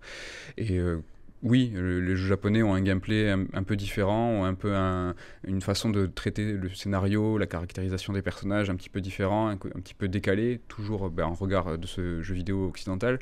Après, moi, je continue à apprécier leur façon de faire quand ils font vraiment du jeu japonais et quand ils n'essayent pas de faire des jeux pour les occidentaux. Ça, c'est vraiment le truc qu'ils n'arrivent pas à comprendre, c'est que quand ils font quelque chose pour leur marché, presque en disant non mais ce jeu-là, on fait pour le marché japonais, il ne sera pas importé, en tant qu'occidentaux, on va adorer ça. On va faire, mais non, c'est ça qu'on veut, c'est ça qui est important, c'est ça qu'on veut, ils ont fait quelque chose avec le cœur. Quand les Japs font un jeu pour nous, voilà, ça marche pas, c'est éclaté, franchement ça va pas du tout. Donc je pense qu'il faut qu'on continue tous. Nico a parlé des jeux qui sont de par le monde, il y a beaucoup de studios chinois. Et voilà, il faut que chaque studio fasse les jeux avec leur âme tranquille en disant on fait un truc avec le cœur et ça arrivera à convaincre les autres et pas essayer de réfléchir en amont comme une étude marketing pour essayer de convaincre le public le plus large, quoi. Vous lisez des mangas, vous regardez des animés ou des films d'animation ? Ouais. Alors moi j'étais très gros lecteur de manga dans ma jeunesse adolescence. C'est vrai que j'ai un petit peu lâché l'affaire, je me suis mis aux comics il y a 10 ans. Et tu vois, c'est vraiment les vases communicants. Donc le temps que je lisais des mangas, je lis plus de comics. Mais je reste quand même, je suis un petit peu l'actu, et notamment à travers Med en fait, qui est assez pointu là-dessus. Ouais, moi je continue à lire du manga, beaucoup de nouveautés. Alors je suis très shonen, ça je suis encore un gamin dans ma tête, c'est-à-dire que moi les neketsu, les gens qui se tapent dessus et tout, j'adore. Je suis beaucoup les nouveautés, mais je lis que du papier, c'est-à-dire que je suis pas du tout animé. Alors je fais l'ancien, je suis désolé, mais j'ai pas cette culture, je vais pas poncer Naruto et One Piece en animé, je sais pas. Alors que on est cette fameuse génération Club Do, on avait quelques années, on regardait Dragon Ball, Kutonoken qui se défonçait avec du sang et des insultes. On fait partie de cette génération-là. Donc juste après la génération, on va dire Cobra, tout ça. Nous on est donc quand on parlait tout à l'heure de la découverte du manga, moi c'était à Carrefour, grande surface, avec les premières éditions Glénat, le Dragon Ball, le Fly Angelu, toutes ces éditions qu'on a connues si vous avez le même âge que nous. Et en fait on avait cette époque bénie où en fait on pouvait tout lire. C'est-à-dire que chaque nouveauté qui sortait, il y avait tellement peu de choix que tu la lisais. Et alors déjà c'était de la balle évidemment, parce qu'il y avait la présélection des éditeurs français qui importaient que ce qui était à succès et qui était génial. Mais on a tout lu. Et on s'est même ouvert à des genres à cette époque qui aujourd'hui, moi, je m'intéresse moins. Par exemple, tu sais, Love Hina, ce genre de choses. On les a lus, Fruit Basket, qui sont des excellents mangas. Mais il y avait très peu de choix, donc tu lisais tout, tu lisais tous les genres, et ça nous a ouvert à tout, c'était vraiment excellent. Aujourd'hui, le manga se vend, il y aura absolument pas tout qui est traduit, mais on a 2-3 angles morts, mais c'est vraiment énorme. Tu peux plus suivre, là, c'est trop... C'est impossible de tout suivre, donc moi, perso, je me suis un peu plus resserré sur le shonen qui tâche, quoi. Ouais, il y a peut-être l'Attaque des Titans qu'on suit en animé, tout, c'est un peu le seul... Ouais, tu vois, depuis que j'ai lu la fin en papier, ouais. Je pense que je regarderai même pas. Ouais, c'est vrai que pareil, pas trop animation. À part les films. Même si on est au courant que c'est l'animation qui va driver le succès d'un manga. Un manga qui peut être extrêmement lu au Japon et après en France, il n'aura que sa seconde vie et son apothéose quand il aura son versant animé. Ça, c'est vraiment très important et on est au fait de tout ça. On sait que quand, chez Third, on est en train de réfléchir à un livre potentiel, on l'a pas évoqué, mais ce qui est très important pour Third, c'est l'actu. C'est-à-dire que l'une des caractéristiques qui va rentrer en jeu dans le choix de faire ou non un livre, c'est est-ce qu'on va pouvoir le coller à l'actu et quand on va pouvoir le coller à l'actu. Et c'est vrai, quand on va parler de tout ce qui est animation, manga et tout, on va regarder la santé de la série. Est-ce que la série est terminée ? Tu vois, si la série elle est terminée, c'est bon, on va pouvoir l'englober dans un livre. Et s'il y a une actu, et là je retombe sur ta question, c'est est-ce qu'il y a l'animation et est-ce qu'il a une seconde vie sur Netflix par exemple ? Ça, c'est le top, Netflix. Là, du coup, on va pouvoir accompagner la sortie Netflix avec un bouquin. Comment vous définiriez aujourd'hui, et depuis le début en fin de compte, la place du Japon dans votre ligne éditoriale ? Ça, c'est super intéressant. Ouais. Centrale, je dirais. Centrale parce qu'elle est historique, dans le sens où nous, voilà, on est des joueurs de jeux vidéo japonais, de JRPG d'autant plus, on en a fait une marque de fabrique, c'est-à-dire qu'à l'époque où il fallait se démarquer, certes, c'était les livres en noir et blanc sans illustration, mais c'était aussi la maison d'édition des JRPG, donc on voulait être référent là-dessus. On a même lancé un MOOC qui s'appelait Level Up, qui était un MOOC spécialisé dans le RPG au global, occidental et japonais, mais... Voilà, nos livres sur Zelda, Metal Gear, toute la collection Final Fantasy est devenue une identité pour ça. C'est vrai qu'on a commencé en fait par traiter les sujets qui nous plaisaient le plus, tu vois, et comme on écrivait en plus les bouquins au début, on allait vers les séries qui nous passionnaient le plus. Et je pense qu'il y a beaucoup de nos sagas cultes qui viennent du Japon, parce que comme on l'a dit, on a été élevé à ça, quoi. Et donc quand on a écrit du Zelda, du Metal Gear, du Resident Evil, les premiers bouquins qu'on a sortis, c'était les coups de cœur, et donc c'était forcément du jeu japonais, quoi. Dark Souls, ouais, notamment. Après, aujourd'hui, c'est vrai qu'on se pose plus la question, on essaie d'ouvrir au maximum les sujets, donc il n'y a pas de... On prêche pas pour l'une ou l'autre des paroisses, mais c'est vrai que le Japon, ça reste le cœur, je pense, de notre identité. Ça nous colle encore à la peau, c'est-à-dire qu'on va pouvoir sortir des publications sur des JRPG assez niches, assez pointus, qui vont connaître un succès conséquent, alors que derrière, on peut sortir un livre sur une grande série américaine qui a été vue par des millions et des millions de personnes, et on va avoir une disparité qui est anormale. Tu vois, toute ressemblance avec une situation réelle est fortuite. Mais on peut en parler. Tu vois, par exemple, un truc comme Walking Dead, qui est un truc qui est mondialement connu, va connaître moins de succès, par exemple, sur le site, où on a notre lectorat féru, fidèle. Walking Dead, ils vont faire, mais qu'est-ce on s'en bat. Hop, Suikoden ou Xenogears, là on casse Internet. C'est-à-dire que là, vraiment, l'annonce va être traduite en japonais, on va avoir des tweets en jap pour la sortie de notre livre en Suikoden, pour notre livre Xeno, tout ça, ça fait le tour du monde, et je minimise pas. Non, mais c'est vrai qu'on réalise, sortir un livre sur Suikoden, c'est une anomalie complète, et même, ce que je disais, c'est que les Japonais hallucinent. Ils font, putain, mais il y a des Français qui font un livre sur Suikoden, même nous on n'a pas ça au Japon, quoi, donc... faut relativiser, un succès populaire ne conditionne pas forcément des ventes de livres. Oui.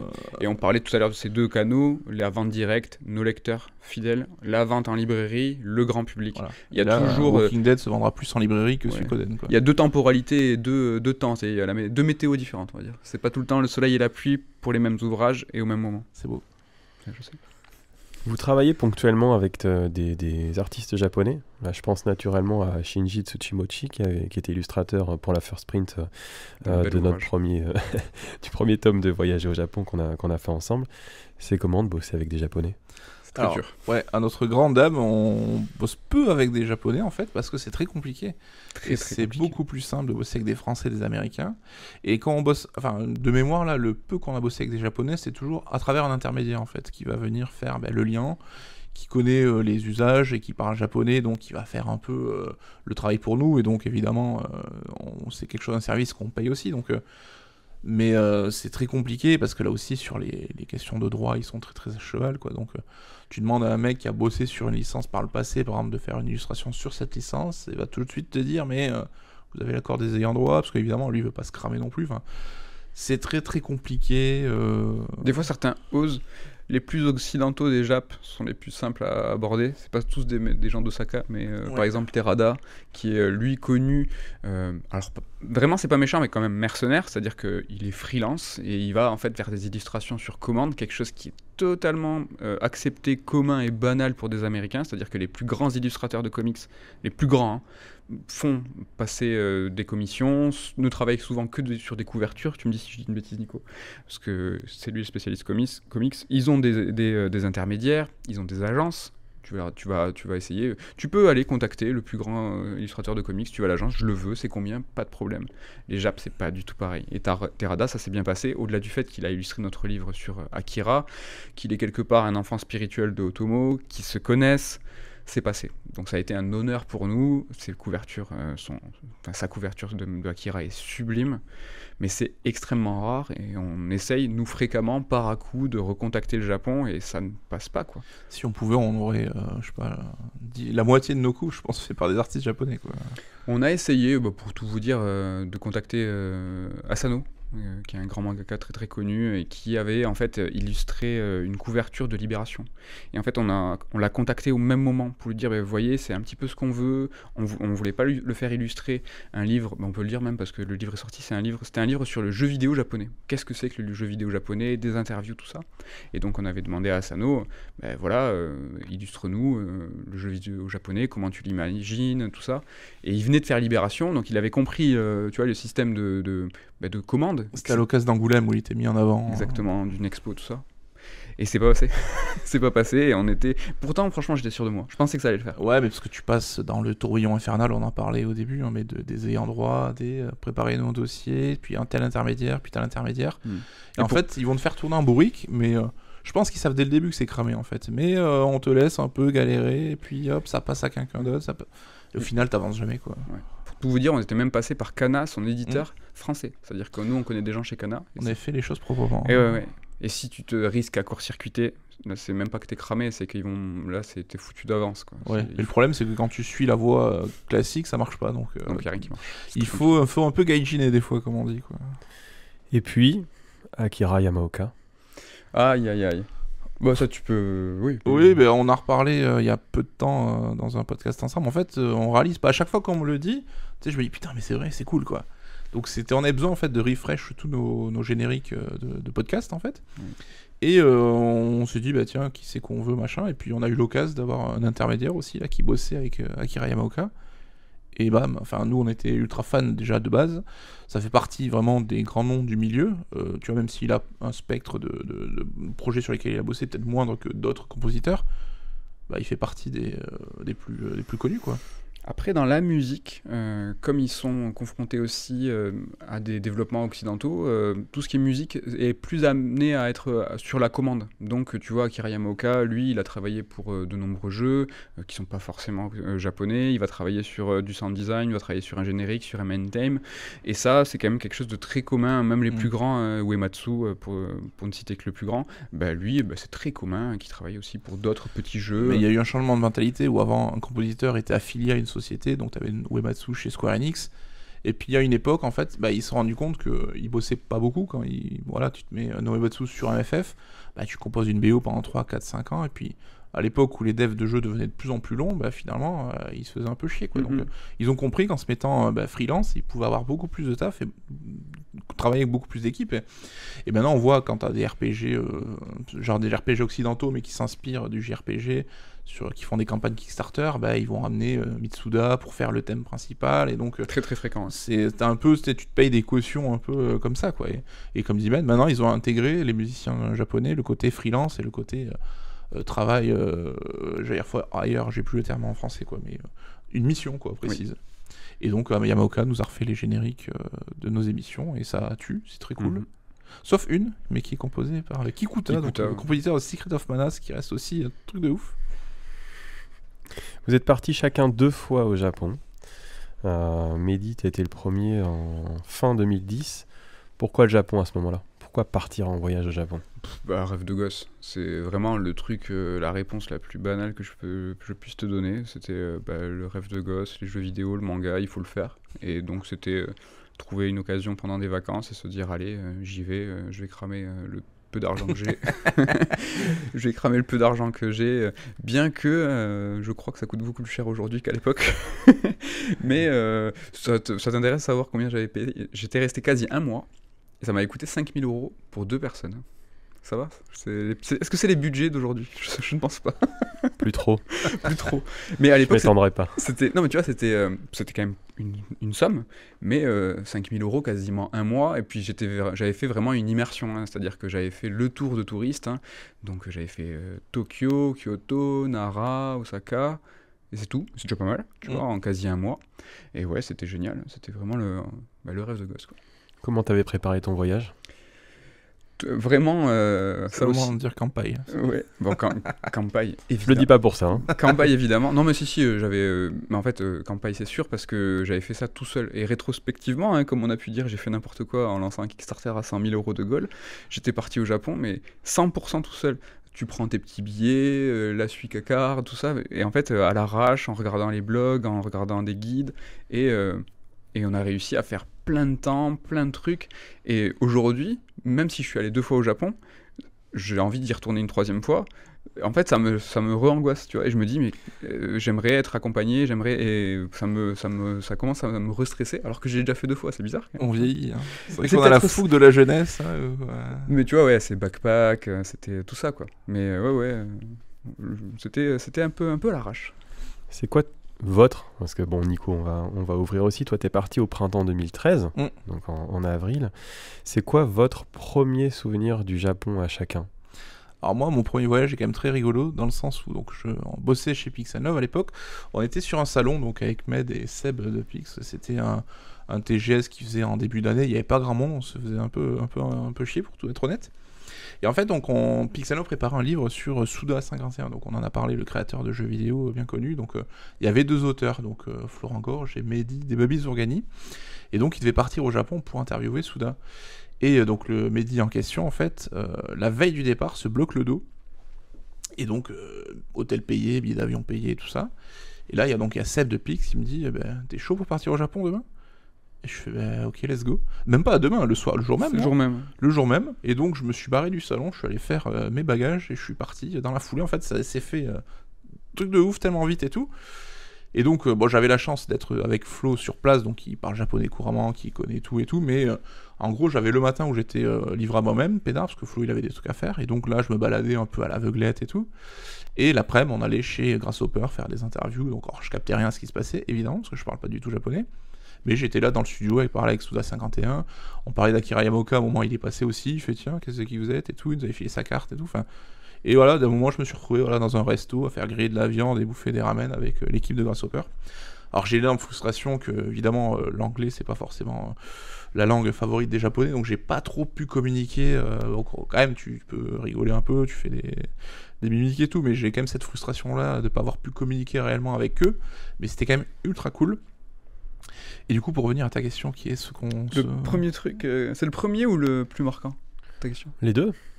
C'est vrai que comme on est fan de Japon, bah évidemment, on a vu des reportages, on s'est renseigné, ah là là, le Japon, les wannabe, machin et tout. Et en fait, quand je suis arrivé là-bas, je me suis dit, putain, c'est exactement comme je m'étais imaginé le truc. Et plutôt que d'être une déception, au contraire, j'ai trouvé ça trop cool parce que j'imaginais un truc trop cool.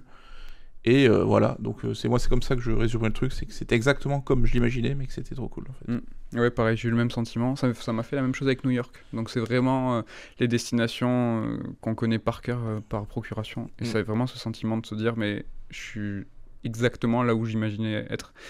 Après, j'essaye vraiment de réfléchir depuis tout à l'heure pour pas te donner des réponses clichés, mais je vais le faire quand même. La propreté, c'est un truc qui m'a vraiment choqué. J'ai trouvé des équivalents, par exemple, en Suisse, à Genève et à Montréal.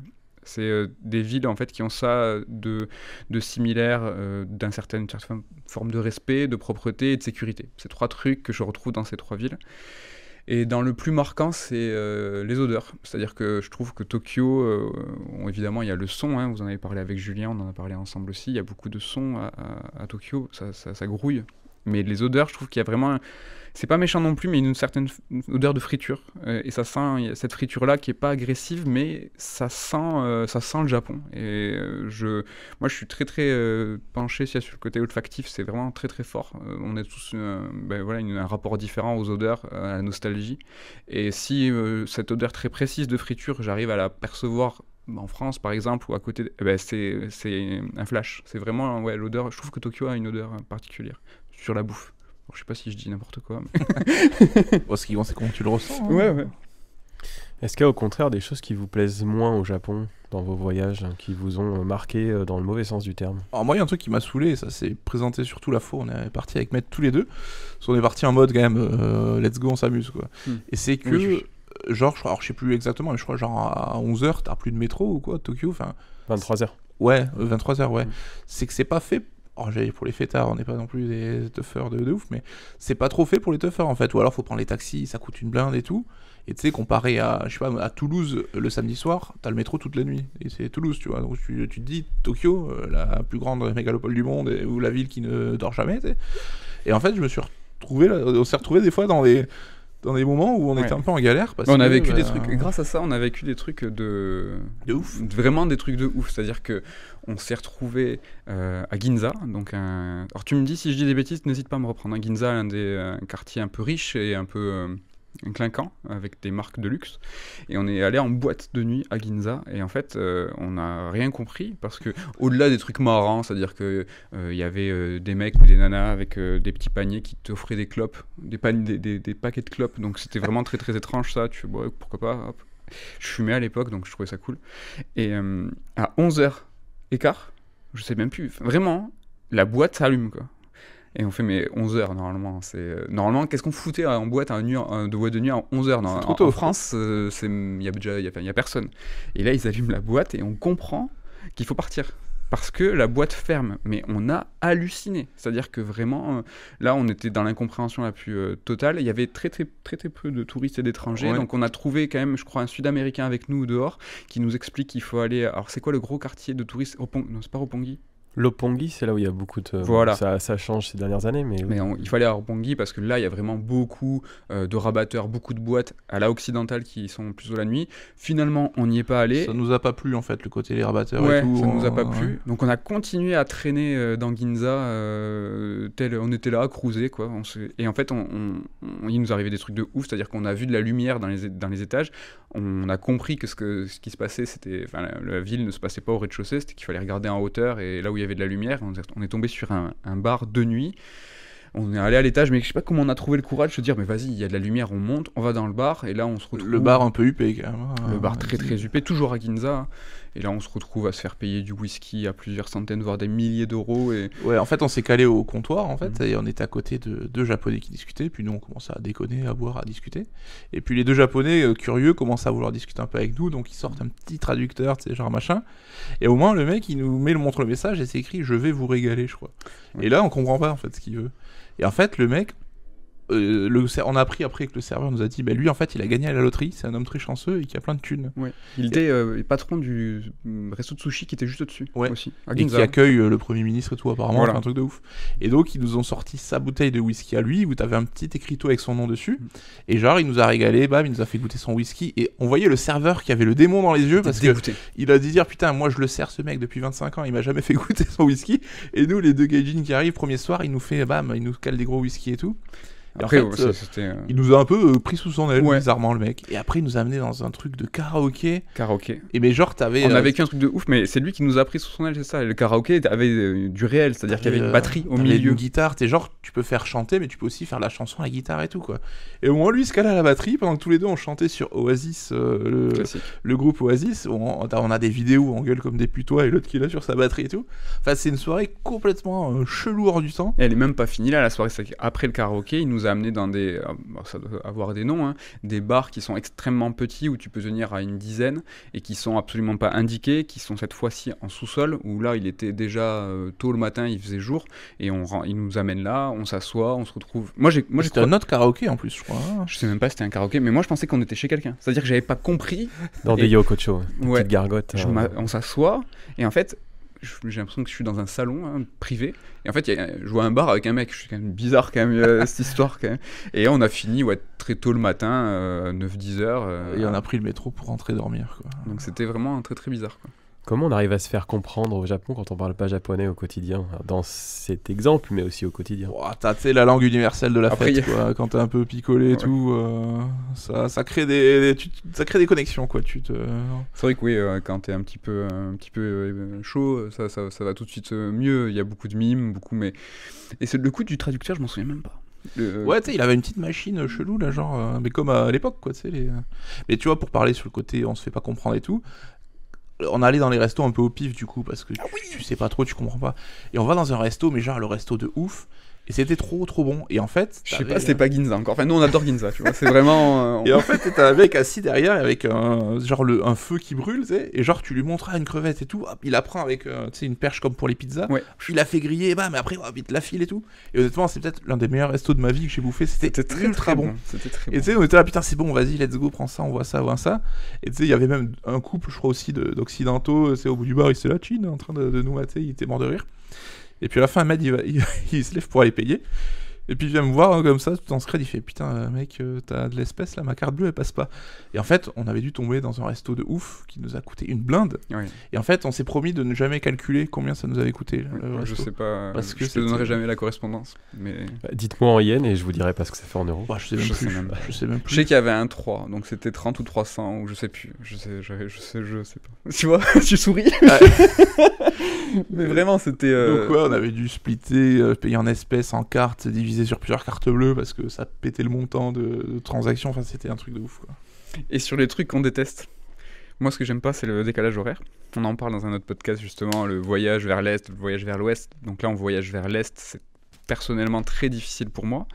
Et sur ce second voyage, avec Nico, où on avait vraiment parti sur un côté un peu débridé, 2016. on était vraiment en décalage horaire, c'est-à-dire sur tout le séjour. Pendant 10 jours, on a été en décalage. Donc on avait un rythme extrêmement bizarre, c'est-à-dire que un jour sur deux, on dormait toute la journée. Un jour sur deux, on se levait à 17h, donc hop, il fait nuit, on va manger, et la journée commence pour nous, il est 21h. Et ça, sur 10 jours. C'était vraiment bizarre, et c'est très la... chelou. Ouais. Bon, c'est la seule fois de ma vie moi, que j'ai pas réussi à me remettre d'un décalage horaire, parce qu'en fait, on a commencé, je crois que cette soirée, la fameuse soirée qu'on vient de vous raconter, c'était le début. Ouais, voilà, donc on a fait quand même une nuit blanche la deuxième soirée de notre arrivée, donc ça nous a pas aidé à nous recaler. Et on a été comme ça décalé pendant 10 jours, donc au-delà du fait que le décalage horaire a été compliqué, là on l'a accentué par quelque chose qui était vraiment puissant. Donc c'est pas agréable et c'est dur de se remettre. Moi j'admire beaucoup ces sportifs, moi j'aime bien la F1, il y a des gens qui font le tour du monde sans cesse et qui sont calés, qui arrivent à, voilà, avec des physionomistes comme ça, à être vraiment calés en 2 jours. Moi je suis hyper impressionné, quoi. Vous avez mangé quoi au Japon? Alors c'est un resto qui coûte 30 000 ou non, je rigole. Ah oui, 300 000? aller au Japon avec Med, c'est une tannée parce que le mec il dit j'aime pas les sushis, le poisson cru et j'aime pas les ramen parce que ça baigne. Ouais, j'aime pas quand ça baigne. Donc voilà, déjà ça limitait quand même beaucoup les options. Donc t'as bouffé quoi en fait? Du curry toi ou... Après toi t'aimes bien, c'est le côté dans les combini où tu sais t'as des petits trucs partout, des petites merdes à bouffer là, ça c'est ton bon, kiff ça, quoi. ouais. Après moi je me suis gavé sushi, ramen et tout, et le ramen de 4h du mat, tu sais, avec la machine automatique où tu prends ton ticket, ça te coûte 3 balles, tu fais oh, putain c'est ouf. On a fait une soirée à Shinjuku aussi, où on a fini évidemment sans métro à 4h du mat, et on a fait ce fameux, je crois, célèbre un curry. Tu fais un curry à 5h du mat, où il n'y a rien d'autre à manger que ça. Et ça, c'était très sympa aussi. Très sympa. On a alterné ouais, les restos un peu fancy, les trucs combini machin. Comment elle s'appelle cette gare très connue? Il y a la statue du dernier samouraï là, avec le... Ah là là. C'est une gare en fait, et il y a un pont derrière la gare, et là en fait il y a plein de petits restaurants, et là c'est vrai qu'on a beaucoup traîné ici, et c'était très très très bon. Sous le train de Ueno peut-être? Ueno, c'est ça. À Miyoko. Et derrière cette gare là, il y a un parc, et il y a vraiment un truc très très typique avec plein de petits restos, et c'était très sympa aussi. Ouais. Et j'y pense, ce truc qui fait qui est cool, c'est dans les bars où ils te taillent les glaçons pour faire une grosse boule géante qui te mettent dans le verre. Oui. C'est rigolo. Kakigori. Ouais. Et on a fait la fameuse aussi petite rue avec les mini-restos, les mini-bars où tu peux rentrer qu'à 1 ou 2. Ça aussi, on a fait toute une soirée là-bas où on a croisé une Belge. Une architecte belge qui bossait au Japon. Voilà. Et qui nous a amené après, là, à faire le truc, les omelettes, là, non? Ah non, les omelettes, c'est que notre endroit. Ouais, c'est avec notre pote qui travaille chez Kana. Deux amis qui bossent chez Kana, qu'on a croisés là-bas, quasiment par hasard. Et ils nous ont dit, on va faire les omelettes. Non, elle nous a amené dans un karaoké, tu sais, des trucs aussi typiques. On a fait vraiment du cliché, mais ça fait super plaisir. Oui, où tu loues ta chambre, en fait, ta room, là. Et, Non, ta room de karaoké pour chanter. Et où tu te fais livrer à manger et à boire, quoi. Où tu choisis. C'est l'anecdote Love Hotel, ça, Nico. Non, c'est vraiment un karaoké. Hein. Oui, et puis t'as un iPad géant, là, et tu choisis le thème d'Evangélion, parce que c'est très connu. Donc ouais, on a fait tout ça. Donc justement, là, sur ces trois voyages, un chacun et puis un ensemble, vous avez logé où? Comment? Dans quel type d'hôtel? Est-ce que vous avez testé? On était ensemble, on était sur... c'était un backpack qu'on a fait même tout le temps. Un peu auberge de jeunesse. Auberge de jeunesse. Toi, c'était à l'hôtel, j'imagine C'était à l'hôtel, ouais. Ouais. Et moi, le premier voyage qui a duré quasi un mois, pour le coup, je faisais que changer. On changeait tout le temps de ville, de lieu, même au sein de Tokyo, on changeait. Et c'était souvent, pareil, auberge de jeunesse, un peu backpack. Mais c'est tellement... J'ai un peu voyagé aussi en backpack dans d'autres pays, et tout ce qui est backpacker dans le reste du monde, c'est quelque chose qui est vraiment à l'arrache, très communautaire, tu te brosses les dents et tout, à côté de quelqu'un qui est en train de manger, enfin, c'est vraiment très très familial. Au Japon, c'est le cas, mais tu as le côté aussi très pro, très propre, donc un backpack au Japon, ça n'a absolument rien à voir avec un backpack ailleurs, et c'était très très très confortable pour ce que c'était, quoi, pour le prix. Donc c'était cool, vraiment un peu sac à dos, quoi. En termes de visite pure, vous avez visité quoi? Des temples, des jardins, des observatoires, du tradi, du moderne, un mix des deux? Qu'est-ce que vous recherchiez? Vous aviez préparé? Vous y alliez un peu à l'arrache? Comment ça se passait? Alors moi, les 2 fois, c'était pas trop préparé, parce que donc la première, je m'y attendais pas, et la seconde, c'est vrai qu'on était en mode on se fait plaisir sans trop calculer à l'avance. Mais ouais, je pense que... Moi, j'ai fait que Tokyo, hein, mais... les trucs un peu habituels, quoi, le côté plus temple, parc, machin, puis je sais pas, la mairie de Tokyo pour voir tout au sommet, machin. Ouais, je saurais plus te dire dans le détail, mais pas mal de trucs un peu classiques, quoi. Ouais, pareil. Moi, je faisais un quartier un jour, donc préparé aussi mon premier voyage, donc j'ai évidemment pas tout vu dans Tokyo, j'imagine que c'est impossible, surtout en si peu de temps, mais le second voyage que j'ai fait avec Nico, du coup, j'ai pu le ramener à des endroits en lui disant mais ça je l'ai déjà vu, viens on y va, et ça a été assez cool. Kyoto, j'ai fait le maximum de temples possible dans le temps qui m'était imparti. Osaka, j'avais un petit côté jeu vidéo, je voulais, parce que c'était une ville qui était, je crois, à l'époque assez reconnue pour le marché de l'occasion, tout ça. On a fait du jeu vidéo aussi à Akihabara. Oui, Super Potato, tout ça, les trucs classiques. Ça, on a fait petit pèlerinage. On n'avait pas de livre dédié à l'époque. C'est bien dommage. Et voilà, comme j'ai fait Nara, je le dis sans accent, j'ai trop honte, mais c'était le gros Bouddha, tout ça. C'était très très cool. Donc ouais, moi j'ai vraiment eu le 50-50 hyper métropole et tradi.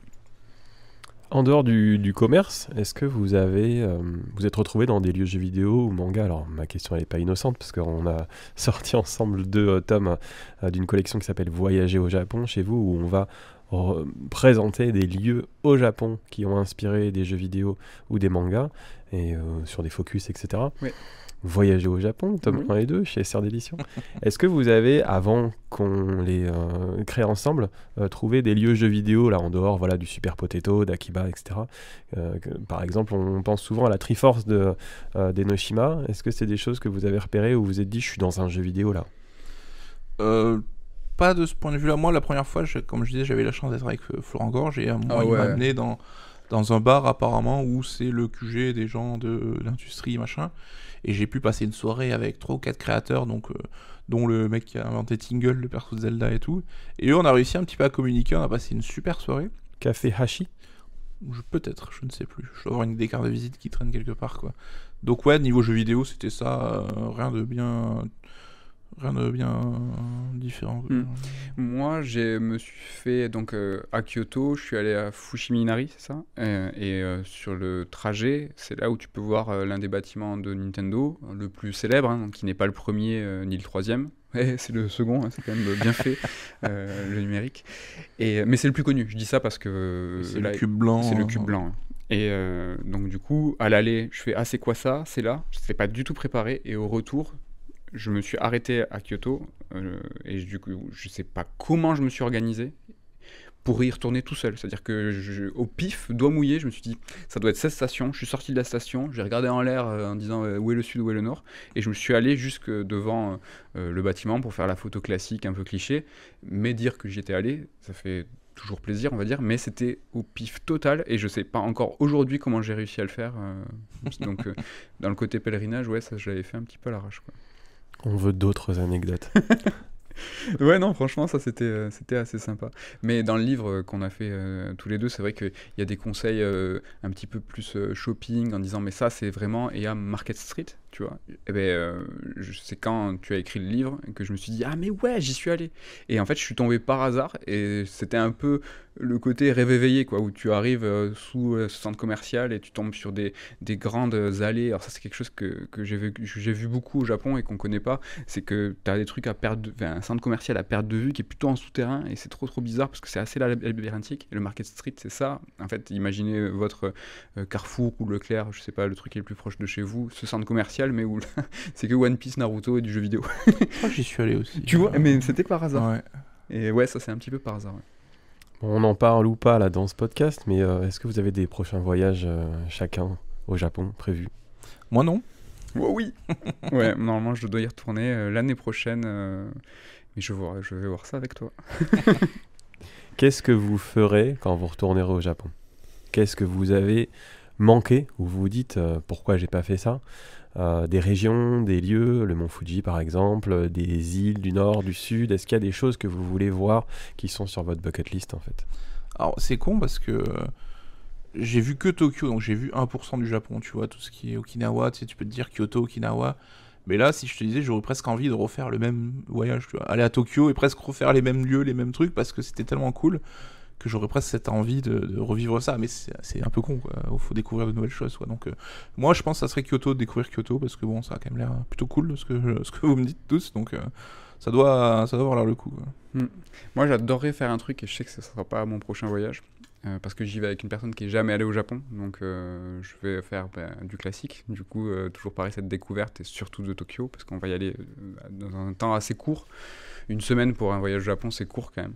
Mais moi, je suis fan de froid, de montagne et tout, et j'adorerais faire du ski au Japon. J'adorerais voir le mont Fuji, alors parce qu'il est emblématique, mais c'est pas tant le mont Fuji qui m'intéresse. Moi, j'adorerais voir des montagnes, aller dans le nord. L'hiver au Japon, quoi. Ah ouais, mais pourtant j'ai fait Noël et jour de l'an, donc au Japon ça c'est quand même hyper intéressant.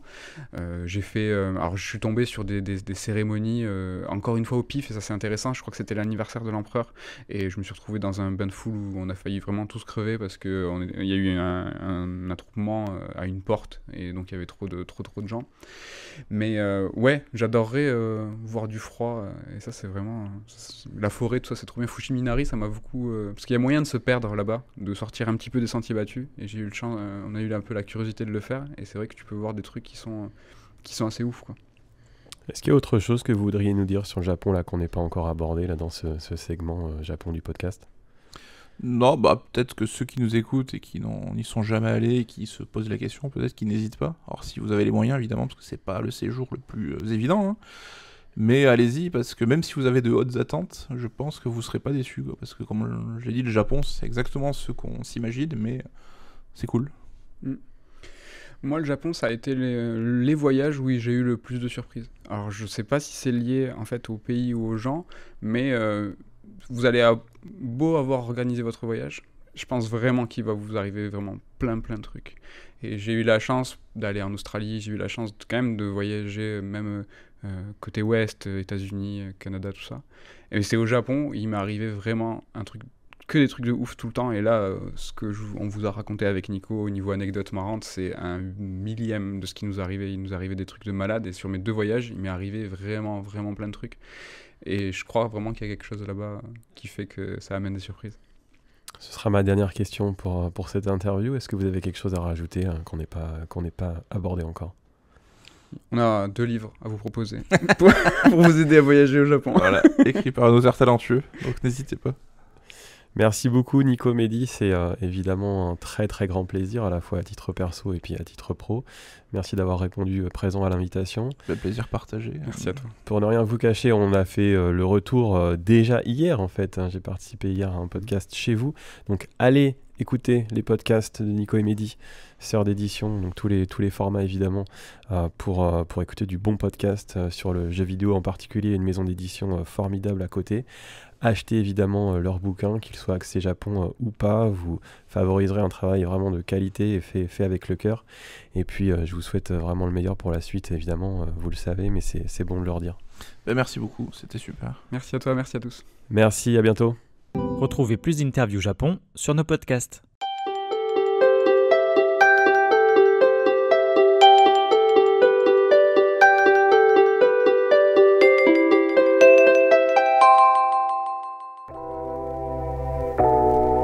Merci d'avoir écouté cet épisode du podcast Kampai. Nous espérons qu'il vous a plu et que vous en avez appris plus sur le Japon. N'oubliez pas de vous abonner sur votre plateforme de podcast préférée, de nous noter 5 étoiles si vous le souhaitez, et on vous dit à bientôt pour le prochain épisode.